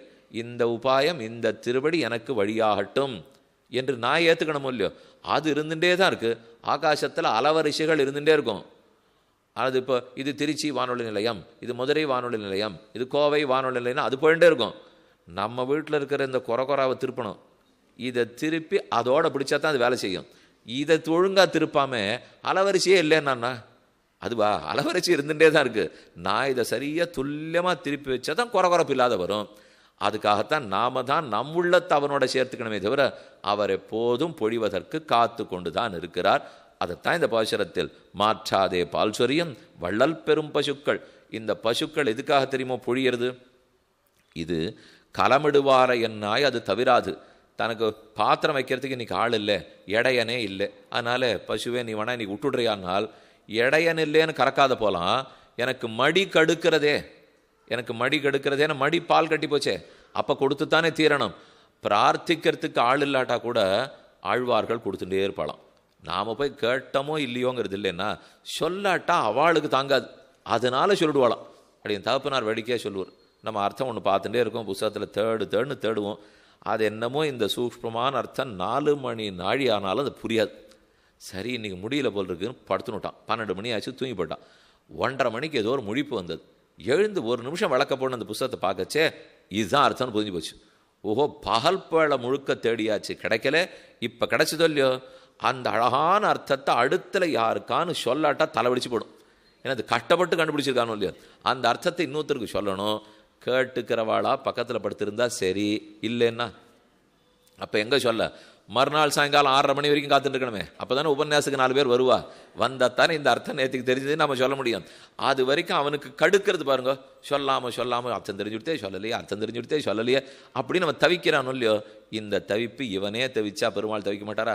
வந்து வாங்கிக்கலையே தரேங்கிறேனே. எப்பேற்பட்ட ஆனந்தத்தை அந்த பரமதத்தில் வச்சிருக்கேன். இவன் அதை பெற்றுக்கொள்ளாமல் வெண்ணியே வேண்டி வீழ்பொரு கிணங்கி வேர்க்கனார் கலவியே கருதி என்று எங்கோ போயிட்டு இருக்கானே. இது எல்லா தந்த தாயாருக்கு இருக்கிற அதே குறை தான். ஒரு பெற்றோருக்கு இருக்கிற குறை, நல்ல விஷயம்லாம் வச்சுருக்கேனே இவா தெரிஞ்சுக்கலையேன்னு தவிக்கிறோம் இல்லையோ. அதே போலத்தான் இவருக்கும் தவிப்பு. எதிர்பொங்கி மீதளிப்ப மாற்றாதே. அப்போ தங்களுக்கு இருக்கிற கடுப்பு, தங்களுக்கு இருக்கிற மடி கனம் தாங்காதபடியால் கொட்டி விடுறாளோ இல்லையோ. சொன்னால் விரோதம் இது ஆகிலும் சொல்லுவன் கேள்மினோ என் நாவிலின் கவி யான் ஒருவர்க்கும் கொடுக்கிலேன். நம்மாழ்வாருடைய பாசுரம். உங்களுக்கு உபதேசித்தாலே பிடிக்காதுன்னு எனக்கு தெரியும், நான் உங்களுக்கு உபதேசிக்க போகிறேன்னுட்டு ஆழ்வார் திருப்புலி ஆழ்வார் அடியில் இப்படி உபதேச முந்திரியோடு உட்காண்டார். நாமெல்லாம் என்ன இவர் சொல்ல போகிறார்? ஏற்கனவே நிறைய இந்த மாதிரி உபதேசம்லாம் கேட்டிருக்கோமே. என்னால் சொன்னால் விரோதம். நான் இப்போ என்ன சொல்ல போகிறேன்னு சொன்னாலே உங்களோட சண்டை வரப்போகிறது. நாம் கை கூப்பிண்டு அப்போ வேண்டாமே, எப்போ சண்டை வரப்போகிறதோ அப்போ பேசாமல் இருந்துள்ளாமே. ஆகிலும் சொல்லுவன் கேள்மினோ, ஆனாலும் சொல்ல போகிறேன். எதே போல் சொன்னால் உங்களுக்கு பிடிக்காது, சொல்லாட்டா எனக்கு பிடிக்காது, அதனால் நான் சொல்லியே தீருவேன். சொன்னால் விரோதம் இது ஆகிலும் சொல்லுவன் கேள்மினோ. என்ன சொன்னார்? என் நாவிலின் கவி யான் ஒருவர்க்கும் கொடுக்கிலேன். இந்த நாக்கை மற்றொருத்தனுக்கு உபயோகப்படுத்த மாட்டேன். கண்ட பேர் முன்னாடி தலை வணங்காதீங்கோ. பகவான் ஸ்ரீமன் நாராயணன் முழுமுதற் கடவுள் இருக்கும்போது ஏன் அங்கங்கே வணங்கி உன்னுடைய அவன் சோறு கொடுத்தான், கூரை கொடுத்தான், வேலை கொடுத்தான், வாய்ப்பு கொடுத்தான்னு மன்னாத மானிடரை வாழ்த்துதலால் என்னாகும்? மனுஷர்கள் முன்னாடி தலை வணங்கி என்ன கடப்பொருள்? கொள்ளக் குறவிலன் வேண்டிற்றெல்லாம் தரும் வள்ளல் மணிவண்ணன் பெருமான் வள்ளல். எதை கேட்டாலும் கொடுக்க போகிறார். ஆச்சரியம், மற்ற வள்ளல்கள்லாம் வள்ளலாக கொடுப்பா. கடையேழு வள்ளல்கள்னு கேள்விப்படுறோம் இல்லையோ. அவள் பாசுரம் வாங்கிப்பா. இப்படி கொடுத்தார், அப்படி கொடுத்தார், இன்னாருக்கு தேர் கொடுத்தார், அன்னாருக்கு பெரிய பெரிய வள்ளல் கதையெல்லாம் பார்த்துருக்கோம் இல்லையோ. ஆனால் கண்ணன் இப்போ என்ன தெரியுமோ சொல்கிறார்? 4 வகைப்பட்டவா என்கிட்ட வரா. சதுர்விதா பஜந்தே மாம் ஜனா சுகிருதினோ அர்ஜுன ஆர்த்தோ ஜிக்யாசுர் அர்த்தார்த்தி ஞானீச்ச பரதர்ஷவ. ஐஸ்வர்யார்த்தி, கைவல்யார்த்தி, பகவல்லாபார்த்தி. ஐஸ்வர்யம் வேணுங்கிறவங்க கண்ணன்ட்ட வரார். கைவல்ய ஆத்மானுபவம் வேணுன்னாலும் கண்ணன்ட்ட வரான். கண்ணனையே அனுபவிக்கணும் வேணுன்னாலும் கண்ணன்ட்ட வரான். இதில் ஐஸ்வர்யத்தை வேண்டவா 2 வகையாம். ஒரு வகை இழந்த ஐஸ்வர்யத்தை வேணும்னு கேட்குறவன், இன்னொரு வகை புது ஐஸ்வர்யத்தை வேணுங்கிறவன். இது 2ஐயுமே திருப்பல்லாண்டில் பெரியாழ்வார் பாடினார். அண்டக்குலத்துக்கு அதிபதியாகி ஆசுரர் இராக்கதரை இண்டக்குலத்தை எடுத்து களைந்த இருடீகேசன் பாசுரம் இல்லையோ.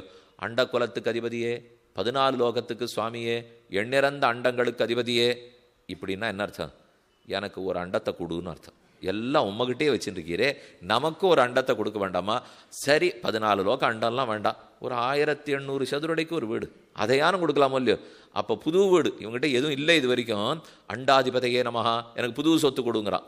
இன்னொருத்தர் சொத்தெல்லாம் இருந்து இழந்து விட்டார். இப்போ இந்த இழந்த சொத்தை மீட்டு கொடுக்கு. ஆசுர சத்திரவே நமஹா, ஆசுரர் இராக்கதர இண்ட குலத்தை எடுத்து களைந்த, ஆசுரர்களை அழித்து சொத்தை மீட்டு கொடுத்தவனே என்று கூப்பிட்டால் அப்போ நம்ம அசுரர்கள் விரோதிகளை அழித்து எங்கள் சொத்தையும் மீட்டு கொடுன்னு அர்த்தம்.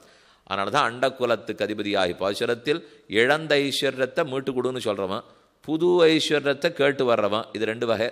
3வது வகை கைவல்யம், 4வது வகை பகவல்லாபம். இந்த 4 பேர் என்கிட்ட வரார்கள். இனிமேல் பாட்டு தான் முக்கியம். கண்ணன் கீதையில் சொல்கிறார், சதுர்விதா பஜந்தே மாம் ஜனா சுகிருத்தினோர்ஜுன ஆர்த்தோ ஜிக்யாசுர் அர்த்தார்த்தி ஞானீச்ச பரதர்ஷப தேஷாம் ஞானி நித்தியுக்தா ஏகபக்தி விசிஷ்யதே உதாரா சர்வ ஏவைதே ஞானி துவாத்மைவ மேமதம். இந்த 4 பேருமே உதாரர்கள் அர்ஜுனான்னா. அவ உதாரணா, இவன் உதாரணா? கொடுக்கிறவன் உதாரணா, வாழ்ந்தவன் உதாரணா? கொடுக்கிறவன் தானே உதாரணம். இப்போ கண்ணன் தானே கொடுக்க போகிறார்.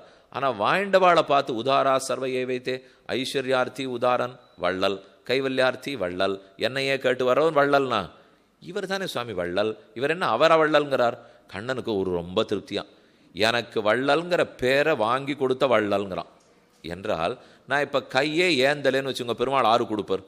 நான் கையேந்தினத்தில் தானே அவர் கொடுத்தார். அப்போ அவருக்கு வள்ளல்ங்கிற பட்டம் வாங்கி கொடுத்ததே நான் தான். இது நல்லா இருக்கு பாருங்க. நான் போய் கையேந்திட்டு பிக்ஷை எடுத்துட்டு அவர் போட்டத்துக்கு நான் இல்லைன்னா உமக்கு எப்படி சுவாமி கொடையாளிங்கிற பேர் கிடைக்கும், அதனால் எனக்கே பேரை கொடுத்துரும் அப்படின்னு இவன் வாங்கி விட்டானா. இது ஒரு அர்த்தம் சொன்னார். அடுத்த அர்த்தம், கண்ணனிடத்தில் ஒருத்தர் வாங்கிக்கிறார்னால் மறுநாள்லேருந்து அவரே கொடுக்கிறவர் ஆயிடுறார். இப்போ ஆச்சாரியனிடத்தில் ஒரு ஞானத்தை நாம் பெறுறோம், அடுத்தது இவர் இன்னொருத்தருக்கு கொடுக்கிறவர் ஆயிடுறாரோ இல்லையோ? அந்த ஆச்சாரியனுக்கு பெருமை என்ன தெரியுமோ? இனிமே தன் சிஷ்யன் 100கணக்கான சிஷ்யர்களுக்கு கொடுக்கிற அளவுக்கு அவன் கொடுக்கணும். அவர் எவ்வளவு கொடுத்துருக்காருனால், ஒரு படி நாம் இப்போ சங்கீதம் கற்றுக்கணும்னு வருவா, வேறு எதனா உபன்யாசம் கற்றுக்கணும்னு வரா, பாசுரம் கற்றுக்கணும்னு வரா, எல்லாம் கற்றுக் கொடுப்பாளே தவிர சில முக்கியமான ரகசியத்தை சொல்லிக் கொடுக்க மாட்டான். அப்போ தான் சுவாமி எங்களை உபன்யாசத்துக்கு கூப்பிடுவா. நீர் பாட்டுக்கு எல்லாத்தையும் சொல்லி கொடுத்துட்டோன்னா அப்புறம் அடுத்ததுலேருந்து அவரே சொல்ல ஆரம்பிச்சிட்டான்னா இப்படி இருக்கக்கூடாதுங்கிறார். இப்படி இருக்கக்கூடாது, வள்ளல்னு சொன்னால் மொத்தத்தையும் கொடுத்துடணும். ஆச்சாரியனுடைய திருக்கண் பார்வைப்பட்டாலே சிஷ்யன் எல்லாத்தையும் தெரிஞ்சுக்க போகிறானோ இல்லையோ? ஆக வள்ளல் பெரும் பசுக்கள் மேற்கொண்டிருக்கிறவா உதாரர்கள் கொடுக்கிறார்கள். இவர்களையே உதாரர்கள்னு கண்ணன் சொன்னார். அவனே இனிமேல் கொடுக்க ஆரம்பிச்சுடுறானோ இல்லையோ? திரும்ப வந்து கண்ணன்ட்ட கையேந்தவே மாட்டாளாம். ஒரு முறை கண்ணனிடத்தில் கையேந்தி பெற்றால் இனி திரும்ப கையேந்த தேவையில்லை. அடுத்த அவனே கொடையாளி ஆக்கிவிடுகிறான். அதனால தான் வள்ளல் பெரும் பசுக்கள்ங்கிறார். கண்ணனே மற்ற எல்லாரையும் பார்த்து உதாராக சர்வையே வைத்தே ஞானி துவாத்மைவ மேமதம்னு கூப்பிட்டார். இப்படி வள்ளல் பெரும் பசுக்கள் கண்ணன் கையால் தொட்டு தொட்டு வளர்த்துருக்கிறதுனால ரொம்ப பெரிய பசுவாக இருக்கான். சத்ருஞ்சயனை போல இருக்குங்கிறார். சத்ருஞ்சயன்கிறது தான் அயோத்தியாவினுடைய பட்டத்து யானை.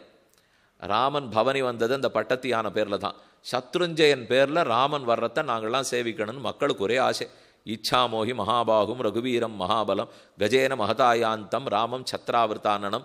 ராமனுக்கு பட்டாபிஷேகம் பண்ணு தசரதா. அப்படி கொடை மறைச்சின்னு இருக்கணும், பின்னாடி லக்ஷ்மணன் சாமரம் போடணும், ஆனை அப்படி அசைஞ்சு அசைஞ்சு வரணும். இந்த யானைக்கு மேலே இன்னொரு யானை உட்காண்டிருக்காப்புல ராமன் உட்காண்டிருக்கணும். அந்த இளவரசனை நாங்கள் எப்போ சேவிக்க போகிறோன்னு மக்கள் ஆனந்தப்பட்டா. சத்ருஞ்சயன் யானைங்கிறது கோபுர தளவு இருக்கும், அவ்வளவு பெரிய யானை. இந்த ஊரில் திரும்பி ஆண்டாள் பார்த்து, நான் ஏற்கனவே ராமனுடைய சத்ருஞ்சயன் பார்த்துருக்கேன், இப்போ ரொம்ப நாளாக அதை போல் ஆனை இல்லையேன்னு நினச்சிருந்தேன். நம்ம ஊர் பசு வந்துடுச்சு, அந்த ஆன அளவுக்கு இந்த பசு இருக்கான். அப்போ வள்ளல் பெரும் பசுக்கள்னால் இந்த பசுனுடைய பெருமை என்ன? ஸ்ரீ சத்ருஞ்சயனை போல இருக்கும். அயோத்தியனுடைய கோசல தேசத்தினுடைய பட்டத்து யானையை போல மாடு இருக்கணும்னா அது எவ்வளோ பெருசு வளர்ந்துருக்கணும். ஏன்னா அங்கே எப்பவும் ராமர் உட்காருவார், பட்டாபிஷேகம் ஆகிட்டு தான் இறங்கி போடுவார். இவ்வளவு தான் ராம சம்பந்தம். ஆனால் இங்கே இருக்கிற பசு ஒன்று ஒன்று புரண்டு விளையாடி இருக்கே இவரோட, கூடவே இருந்து கிருஷ்ண கரஸ்பரிசம் பட்டிருக்கோ இல்லையோ? அதனால வள்ளல் பெரும் பசுக்கள் ஆற்றப்படைத்தான். எத்தனைன்னு சொல்லவே இல்லையே, வள்ளல் பெரும் பசுக்கள்னு சொல்கிறீரே, எத்தனை பசு அவருக்கே கணக்கு தெரியாது. அசங்கேயமான பசுக்கள் எத்தனை வச்சிருக்கோன்னு தனக்கு தெரியாது. எப்படி பகவானுடைய கல்யாண குணங்களை எண்ண முடியாதோ, குணானாம் ஆகரோ மகான் சமஸ்த கல்யாண குணாமிருதோதிதி, அனைத்து குணங்களும் நிரம்பிய கடல். பரத்வமா எண்ணிறந்த குணங்கள், சௌலபியமா எண்ணிறந்த குணங்கள், எண்ண முடியாத குணக்கடல் பெருமான். அதை போல எண்ண முடியாத பசுக்கடல் நந்தகோபாலன். ஆற்ற படைத்தான் படைத்தான் மகனே அறிவுராய். மகனே அறிவுராய். நந்தகோபாலனுக்கு பெருமையா பிள்ளைக்கு பெருமையா? ஆற்ற படைத்தானுக்கு பெருமையா ஆற்ற படைத்தான் மகனுக்கு பெருமையானால்? இது ஒரு அப்பா ரொம்ப ஏழையாக பிறந்தவர் ரொம்ப சிரமப்பட்டு சின்ன வயசில் அப்படி இப்படி போராடி கிராடி முன்னுக்கு வந்து சம்பாதிச்சு வச்சுட்டார். அவருக்கு ஒரு பிள்ளை பிறந்தான். பிறக்கிறச்சேவே ஆங்கிலத்தில் சொல்கிறாளோ இல்லையோ, வாயில் வெள்ளிக்கரண்டியோடு பிறந்தான். ரொம்ப பணக்காரனாக பிறந்திருந்தா பிறக்கச்சேவே வாயில் வெள்ளிக்கரண்டியோடு பிறந்தாங்கிறா. அதை போகிற பிள்ளை பிறந்திருக்கு. பிள்ளை பிறந்து முதல் நாள்லேருந்தே சொத்தை அழிக்கிறான். நல்லா சம்பாதிச்சிருக்கார். அவர் பார்த்து சேர்த்து வச்சிருக்கார். இங்கே போகிறான் அங்கே போகிறான். நிமிஷத்துக்கு ஏதோ வாங்கினா 10,000 ரூபா போச்சு. இங்கே போய் வாங்கினான்னா 8,000 ரூபா போச்சு. நன்னா அழிக்கிறான். ஆனால் ஆறான்னு கேட்டால் அப்பாவுக்கு பிடிக்காது. நான் சேர்த்து வச்சுருக்கேன், என் பிள்ளை அழிக்கிறான், உனக்கு என்ன நடுவர்? அதனால் பிள்ளை அழிக்கிறான், அப்பா சேர்த்துருக்கார். இந்த 2 பேரில் யாருக்கு ஆனந்தம் அதிகம்? நமக்கு என்ன தோணும்னா, வருத்தப்பட்டு சம்பாதிச்சா அப்பா தான் சுவாமி. இது என்ன இந்த பிள்ளை ஏதோ சொத்துக்காக பிறந்திருக்கு, செலவழிக்கிறது என்ன இல்லைங்கிறார். இப்போ தாப்பனார் எப்போ செலவழிக்கிறதுக்கு போனாலும் தான் பட்ட கஷ்டம்லாம் ஞாபகத்துக்கு வந்து ஒரு நல்ல பொருளை அது வாங்கவே விடாதான். நான் இந்த பாடுபட்டு சம்பாதிச்சிருக்கேன், இதை போய் 8,000 ரூபா கொடுத்து வாங்கணுமா? ஒன்றும் வேண்டாண்ணா, 1000 ரூபாய்க்கு ஒன்று வாங்கிப்போம், போரும் வாங்கி உங்களை வச்சுடுறார். இது ஒரு சுவாமி ரொம்ப வேடிக்கையாக சொன்னார். அன்னன்னைக்கு அறிவியல் முன்னேற்றம் கண்டுட்டே இருக்குது. முதல்ல தொலைக்காட்சி பெட்டி கிடையாது, அப்புறம் பெரிசா பூதாகாரமாக ஒரு பெட்டி வந்தது, அதை வாங்கினா அதுக்கப்புறம் மாறித்து அது சின்ன பொட்டியாச்சு. கருப்பு வெளுப்பாக இருந்தது, அப்புறம் வண்ண தொலைக்காட்சியாச்சு. வண்ணத்துக்குள்ளே இந்த மாதிரி திரையே நன்னா இல்லை சாமி, திரையை மாற்றிருங்க அப்படி இன்னும் பெருசாக போச்சு. அது இத்தனை அங்குலமாக இருந்தது, 12 அங்குலமாக இருந்தது, 22 ஆச்சு, 52 ஆச்சு, 82 ஆச்சு. அதுக்கு இப்போ வீடு கட்ட வேண்டியது. கட்டின வீட்டில் அதை வாங்குறது இல்லை இப்போ யாரும். அது எவ்வளோ பெருசு வாங்கியிருக்காளோ அதுக்கு தகுந்தாப்புல வீடு. இப்படி அடுத்தடுத்து வந்துட்டே இருக்கும் இல்லையோ. ஒரு சுவாமிக்கு செலவழிக்கிறதுக்கு எண்ணம் இல்லை. அதனால் அவர் என்ன சொன்னார், நித்தியம் இந்த பொருள்லாம் மாறிண்டே இருக்குது, இந்த கடைசியாக எது நல்ல பொருள் வருதோ அதை நான் வாங்குறேன்னார். அப்படின்னா இவர் வாங்கவே போகிறது இல்லைன்னு அர்த்தம். அதுக்காக இவர் வச்சுன்னு விட்டார், இதெல்லாம் நம்ம வாங்கப்படாது, வாங்கி வாங்கி காசை விட்டுட்டு இருந்தோன்னா செலவழிச்சுட்டே இருக்க போகிறது.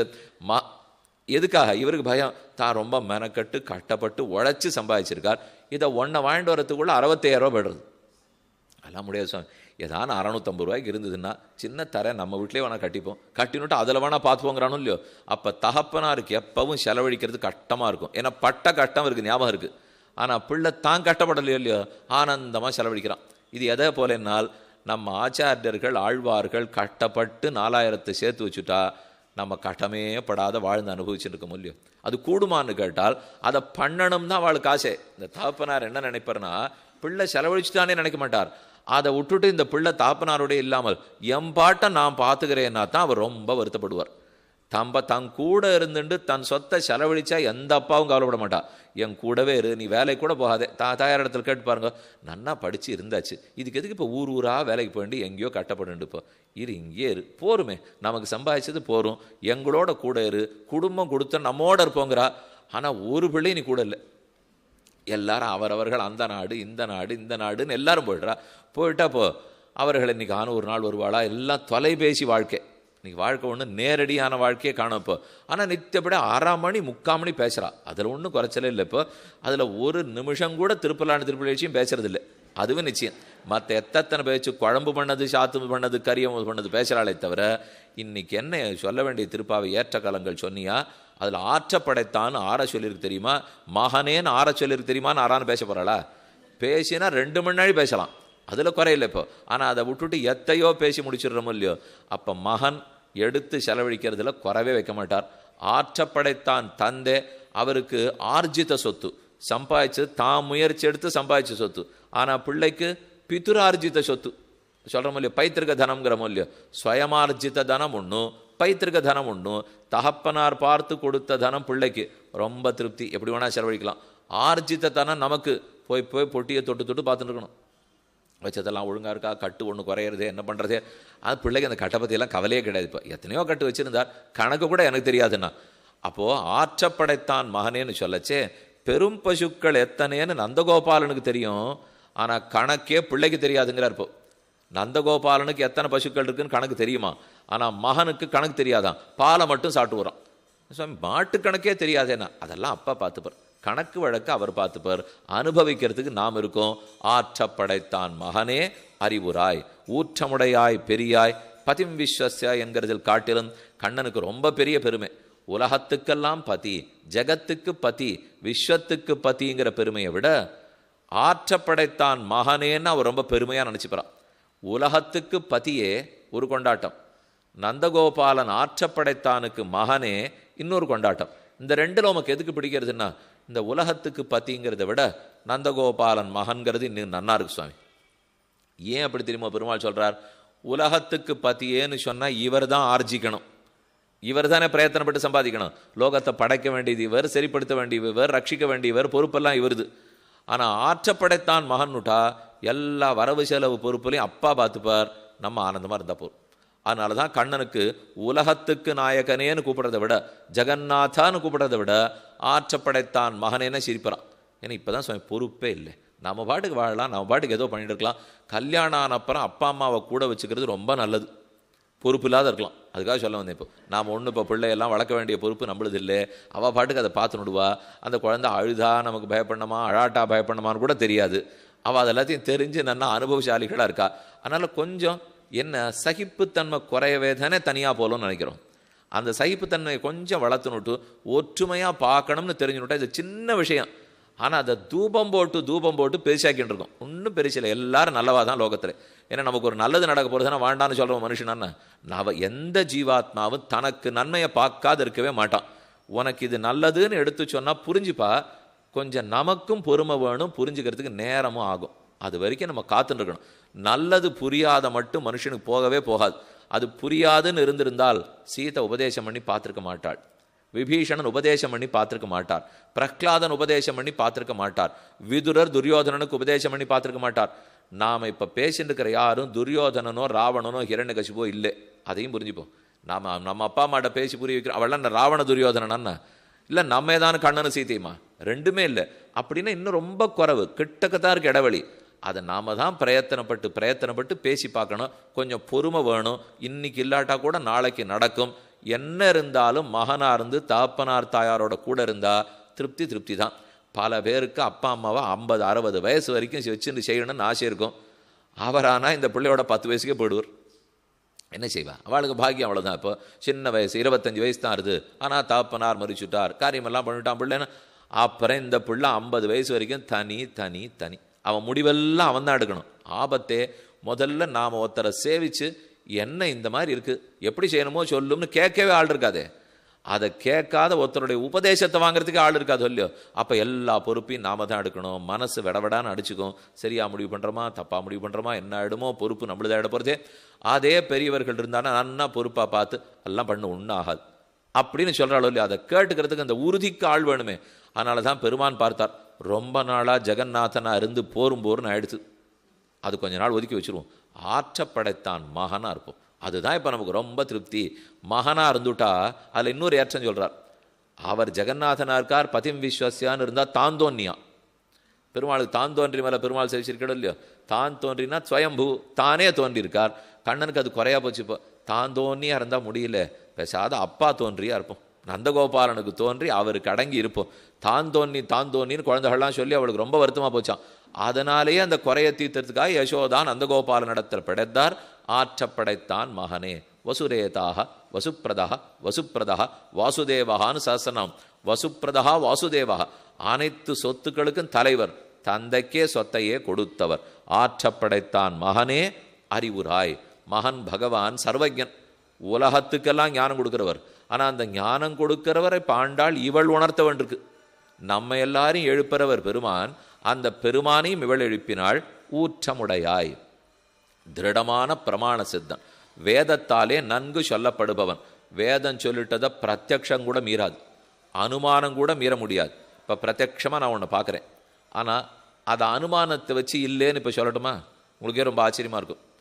விளக்கேற்றி வச்சிருக்காளோ இல்லையோ, விளக்க நேராக பார்க்குறோம், ஒரே ஜுவாலை தானே எரியிறது. 7 மணிக்கு ஏற்றினா மணி 8:40 போகிறது. இப்போ இன்னும் 9 மணி வரைக்கும் இதே ஜுவாலை தானே எரிஞ்சுட்டு இருக்கோம். ஆனால் அது ஒரு ஜுவாலை இல்லை. பிரத்யக்ஷமாக பார்த்தா ஒரு ஒளிப்பிழம்பு, ஒரு ஜுவாலைன்னு இருந்தாலும் உண்மை அது அல்ல. ஏனெனில் திரி இடம் மாறிடுத்தோ இல்லையோ. 7 மணிக்கு ஏற்றின திரி அளவாக பெரிஞ்சுட்டு மாறிடுத்து. நெய் குறைஞ்சிடுத்தோ இல்லையோ, எண்ணெயோ நெய்யோ குறைஞ்சிது. அப்போ ஓரொரு வினாடியின் நெருப்பு வெவ்வேறே, என்ன வெவ்வேறு சாமகிரியை வச்சுன்னு எரியறது.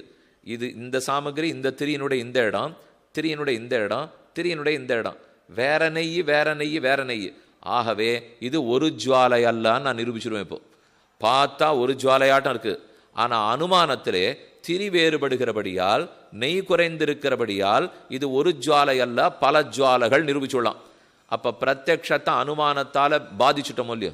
பிரத்யக்ஷமாக பார்த்தா ஒன்று தெரியறது, ஆனால் அனுமானத்தில் அது சரியில்லைன்னு தெரிஞ்சு போச்சு. இது இப்படி அனுமானத்தை பிரத்யக்ஷத்தாலையும் பாதிக்கலாம். இப்போ நான் ஒரு அனுமானம் சொல்கிறேனே, ககனாரவிந்தம் சுரபி, ஆகாசத்தில் இருக்கிற தாமரை கமகமான்னு மனமாக இருக்குது. எதே போல தரையில் இருக்கும் தாமரையை போலே. எதனால்? தாமரை ஆனபடியால் சொல்லிட்டான். அதுவும் தாமரை, இதுவும் தாமரை. தரையில் இருக்கிற தாமரை கமகமாங்கிறது, அதனால ஆகாசத்தில் இருக்கிற தாமரை கமகமாங்கிறது. அனுமானம் ரொம்ப நன்னா இருக்குது. யோசிச்சு பார்த்து சுவாமி ஒன்று பறிச்சு கொடும், அது கொஞ்சம் தலையில் வச்சுக்கணும்னா. ஆகாச தாமரைங்கிறது கிடையவே கிடையாது. இருந்தான்னா இது கமகமான் இருக்கா இல்லை நாற்றா இருக்கான்னு சொல்கிறதுக்கு. இப்போ அப்போ என்னாச்சு? பிரத்யக்ஷத்தில் ஆகாயத்தாமரை இல்லை, ஆனால் அனுமானத்தை வச்சு இந்த ஆகாயத்தாமரை பளபளான்னு சொல்லியிருக்கான். அனுமானம் நன்னா இருக்குது, பிரத்யக்ஷத்தில் தாமரையே கிடையாது சொல்லியோ. அனுமானத்தை பிரத்யக்ஷத்தால் உடச்சுடலாம், பிரத்யக்ஷத்தை அனுமானத்தால் உடச்சுடலாம். ஆனால் வேதம் சொன்னத்தை ரெண்டு தாலையும் உடைக்க முடியாது. அதுதான் ஊற்றமுடையாய்.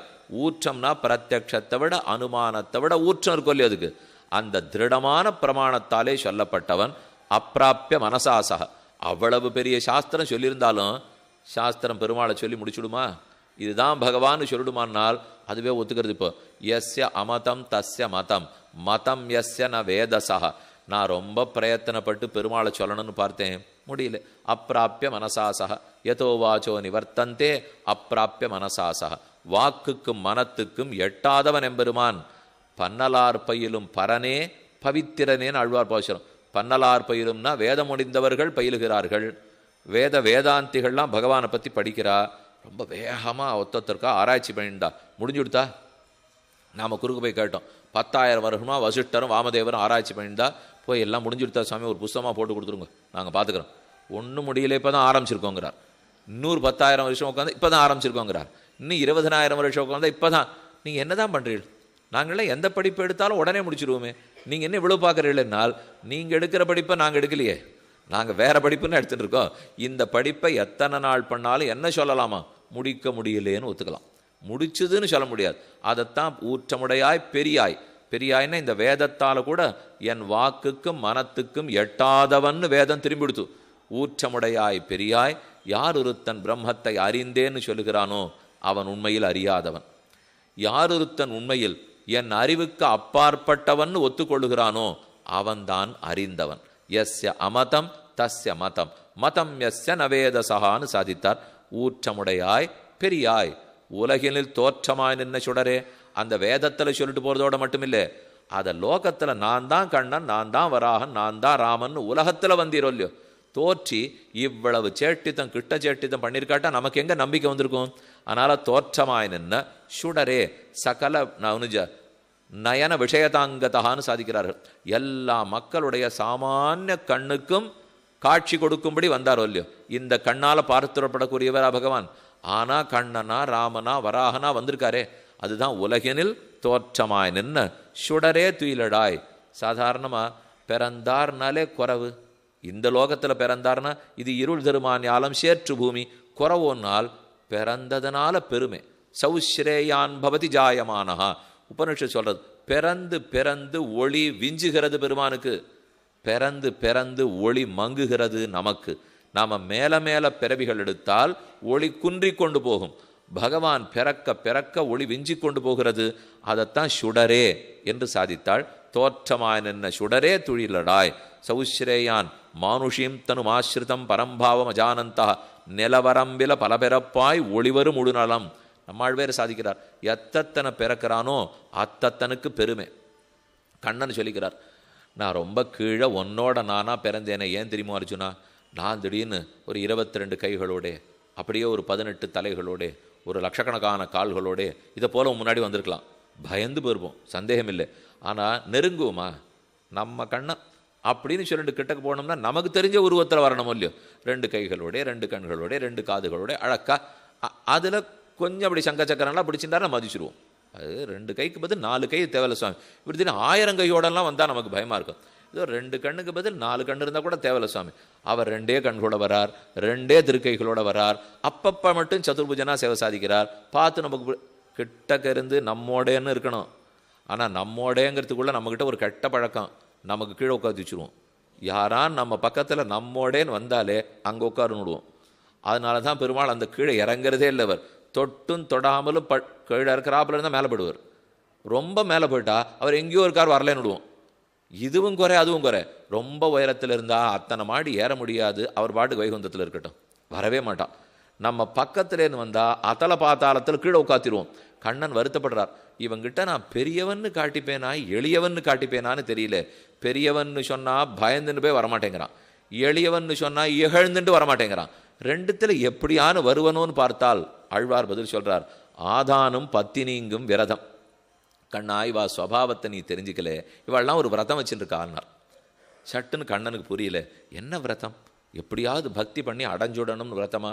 ஏதானு சாக்கு போக்கு சொல்லி உங்கள்கிட்டேருந்து போயிடணுங்கிற விரதம். அதுதான் இவா வச்சுருக்கிற விரதம்.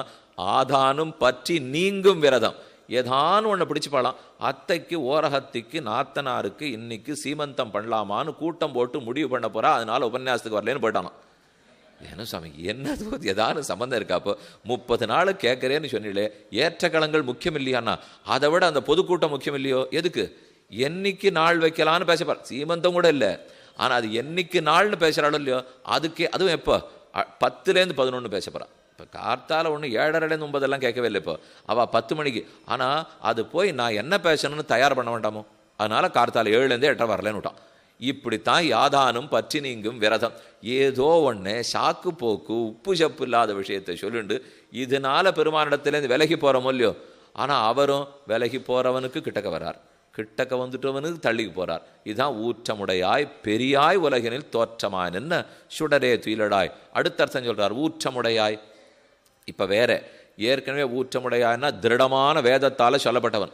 இப்போ ஊற்றமுடையாயினால் அடியார்களை காப்பதில் ஊற்றமுடையவன். நன்கு நன்கு காக்கிறார்.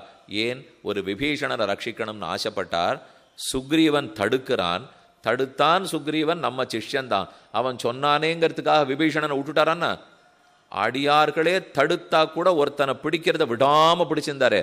அப்ப ஆசிரித்த ரக்ஷணத்தில் ஊற்றமுடையாய். ஊற்றமுடையாய்னு ஒரு வார்த்தையை சேர்த்துங்க. அடியார்களை ரட்சிப்பதில் மற்றொரு அடியான் இது வேண்டான்னு தடுத்தாலும் ஊற்றத்தோட காப்பாத்துறாரோ இல்லையோ.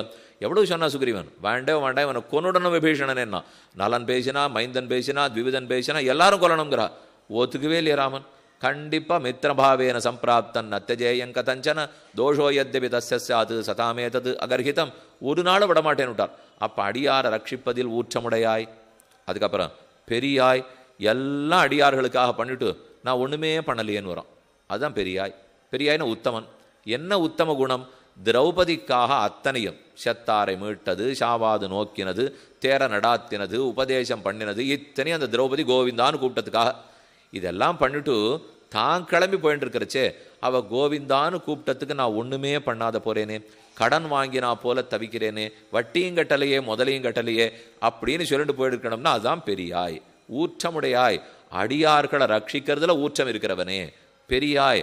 ஆனா அப்படிங்கிறது மனசுலேயே படாதவனே, எத்தனை பண்ணிட்டாலும் இன்னும் பண்ணலேன்னு சொல்றவனே, உலகினில் தோற்றமாய் நின்ன சுடரே. அடியார்களை ரட்சித்தாரோ இல்லையோ, பாண்டவதூதனாக ரட்சித்தான். சின்ன செயல். பார்த்த சாரதியா தேரோட்டினார், ரொம்ப சுமார் செயல். ஏன்னா காரோட்டி தேரோட்டி ஆறான் ஒத்துப்பாளா? முதலாளி. தேருக்கு முதலாளின்னு தானே பெருமை. ஆனால் பெருமாள் என்ன பண்ணுறார், ஆசிரியர்களை ரட்சிக்கணுங்கிறதுக்காக வேணும்னு தன்னை குறைச்சிக்கிறாரோ இல்லையோ, தேரோட்டி ஆக்கிக்கிறார், தூதன் ஆக்கிக்கிறார்.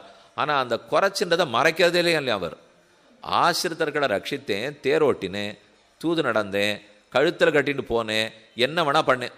ஆனால் அதை உலகினில் தோற்றமாய் நின்ற, அது உலகத்தில் இருக்கிற எல்லாரும் பார்த்து பாண்டவ தூதனாமே, பார்த்த சாரதியாமே, கீதாச்சாரியனாமே, தாமோதர பெருமாளாமே.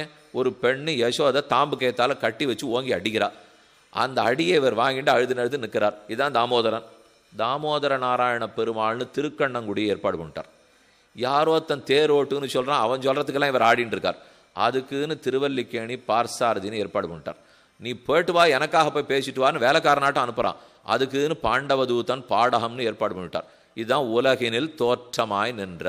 தான் ஆசிரித்தர்கிற இடத்துல பக்ஷபாதம், ஆசிரித்தர் பக்கம் சாஞ்சவன், அவளுக்கா என்ன வேணா பண்ணுவேன், பண்ணத்தை உலகத்தில் சொல்கிறதுக்கும் தயங்க மாட்டேன் என்று உலகத்தில் அந்த பக்ஷபாதம் தோன்ற நின்றாரோ இல்லையோ.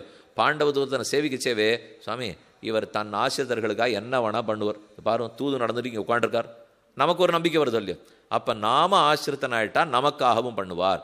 பார்த்த சாரதியா தேர் ஓட்டுறார், நம்ம வாழ்க்கையும் இவர் ஓட்டி கொடுப்பார் சுவாமி அப்படின்னு ஒரு நம்பிக்கை வரும் இல்லையோ. தாமோதரனா ஆசிரித்தர்களாக இருந்தால் நன்னா கட்டுப்படுவார். அதனால் கண்ணன் எனக்கு கட்டுப்படாமல் பிடிக்க முடியாது போடுமோன்னு கஷ்டப்பட வேண்டாம், கட்டுப்படுறார் அப்படின்னு அந்த திருக்கண்ணனுடைய சேவிச்சா புரியறது இல்லையோ. இதனால தான் உலகினில் தோற்றமாய் நின்ற, லோகத்திலெல்லாம் இது தோற்றும்படிக்கு நின்னான் சுடரே துயிலடாய்.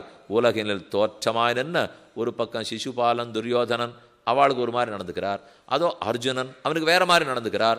ஆனாலும் அந்த பக்ஷபாதம் தெரியறதே. நம்மளும் இப்போ 10-12 நாளாக அதைத்தானே பார்த்துட்டு இருக்கோம்.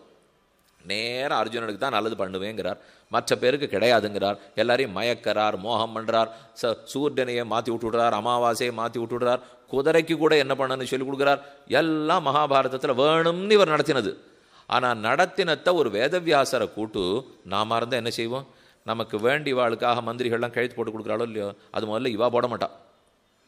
அதுக்குன்னு அதிகாரிகள்லாம் இருக்காளோ இல்லையோ, வாய்மொழி உத்தரவு கூட்டப்படி உத்தரவு போடுவா, நீர் கழுத்து போட்டுரும் இல்லையா. அது போட்டால் ஆபத்து, இப்போ உமக்கு தானே, எனக்கு ஆபத்து, இப்போ நான் கழுத்து போடலையோ இல்லையோ அப்படின்னு சொல்லி கூட்டு அவன் இந்த 10 லட்சம் கொடு, 20 லட்சம் கொடு, அந்த ஒப்பந்தத்தை கொடு, இந்த ஒப்பந்தத்தை கூட எல்லாம் பண்ணிடுவா. அதை போல் கண்ணன் ஒரு வேளை விஸ்வக்சேனர் கருடன் ஆதிசேஷன்லாம் கூட்டு, நீங்கள் கொஞ்சம் சத்தம் காட்டாது இந்த பக்ஷபாத உறவெல்லாம் பண்ணிட்டு வந்துருங்க, நான் நடுநிலைமையாக இருந்திருக்கேன் அப்படின்னு இருக்கவே மாட்டார்.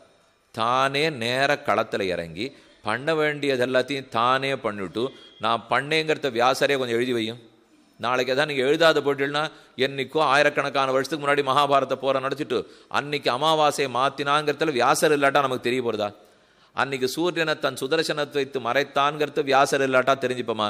ஆக பண்ணத்தை தானே பண்ணிட்டு தானே அதுக்கு ஒரு ரிஷியும் வச்சு எழுதியும் வச்சிருக்கார் பாருங்க, உலகினில் தோற்றமா நின்ற சுடரே துயிலடாய். அப்போ லோகத்தில் அது பிரசித்தமாக இருக்கணும். நாம் ஆசிரித்த பக்ஷபாதிங்கிறதுல குழப்பமே இல்லை, நான் அப்படித்தான் அப்படின்னு தெளிவாக கண்ணன் சாதித்தாரோ இல்லையோ. இதெல்லாம் ஆண்டாள் எதுக்கு சொல்லிட்டு இருக்காப்போ, இவ்வளவு பக்ஷபாதமாக இருந்தவர் அடியவங்களையும் விடணுப்போ, நம்மையும் சேர்த்துக்கலாமே.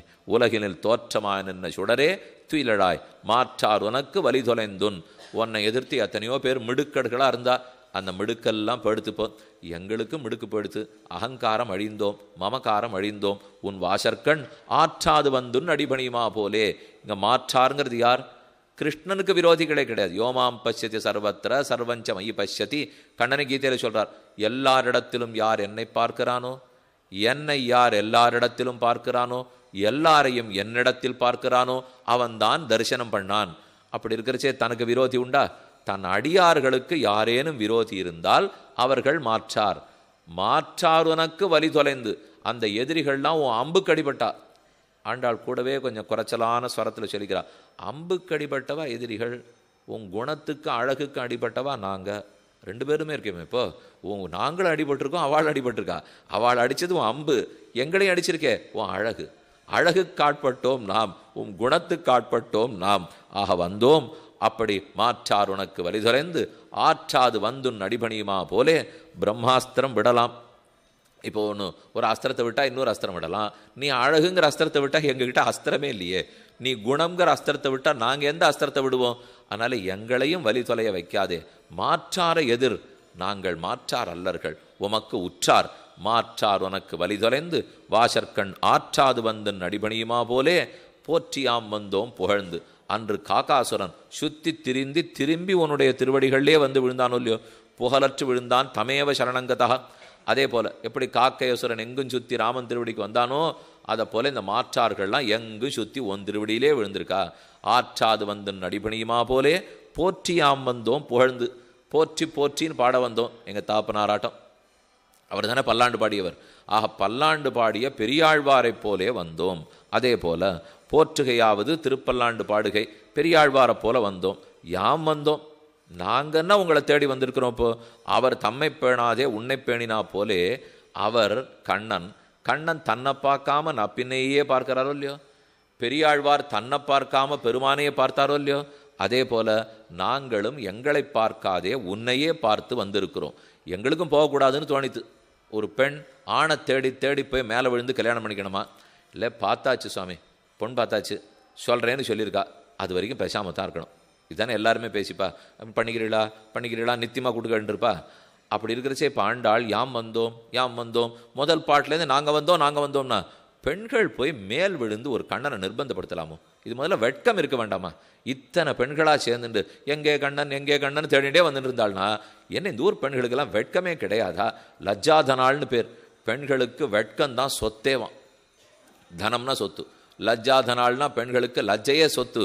யாம் வந்தோம், அப்போ நாங்கள் ஏன் தெரியுமா வரோம்? இப்போ ஒரு பக்கம் எங்கள் பெண்மையை பார்த்தா வரக்கூடாதுன்னு சொல்கிறது, இன்னொரு பக்கம் அடைய போகிறது ஒன்னேன்னு பார்த்தா பெண்மையாவது ஒன்றாவது தூக்கி போட்டு முதல்ல போய் வாங்கிட்டு வருவோமா அப்படின்னு அது தூண்டி விடுறது.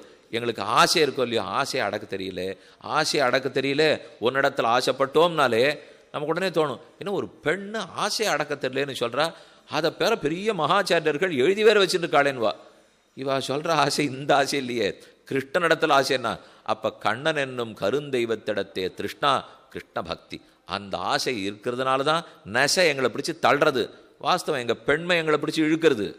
போகக்கூடாதுன்னு பெண்மை சொல்கிறது. ஆனால் உங்ககிட்ட இருக்கிற ஆசை போன்னு கழுத்து பிடிச்சி தள்ளுறதே.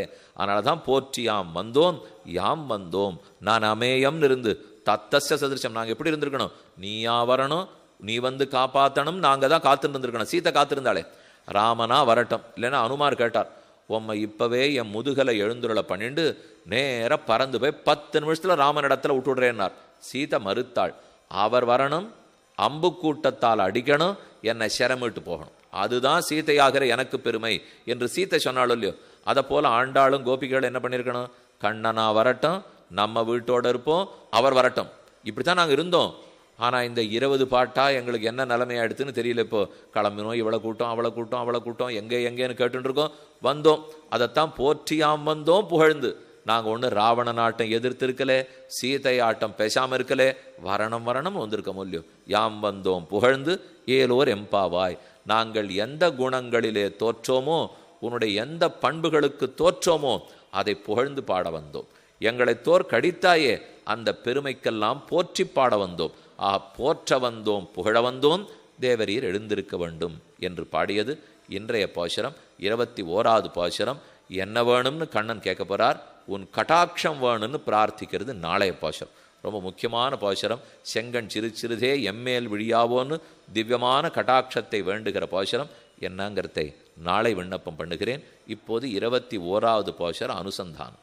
ஏற்றகலங்கள் எதிர்பொங்கி மீதளிப்ப மாற்றாதே பால் சொரியும் வள்ளல் பெரும்பசுக்கள் ஆற்றப்படைத்தான் மகனே அறிவுராய் ஊற்றமுடையாய் பெரியாய் உலகினில் தோற்றமாய் நின்ன சுடரே துயிலடாய் மாற்றார் உனக்கு வலிதுரைந்துன் வாசற்கண் ஆற்றாது வந்துன் அடிபணியுமா போலே போற்றியாம் வந்தோம் புகழ்ந்து ஏலோர்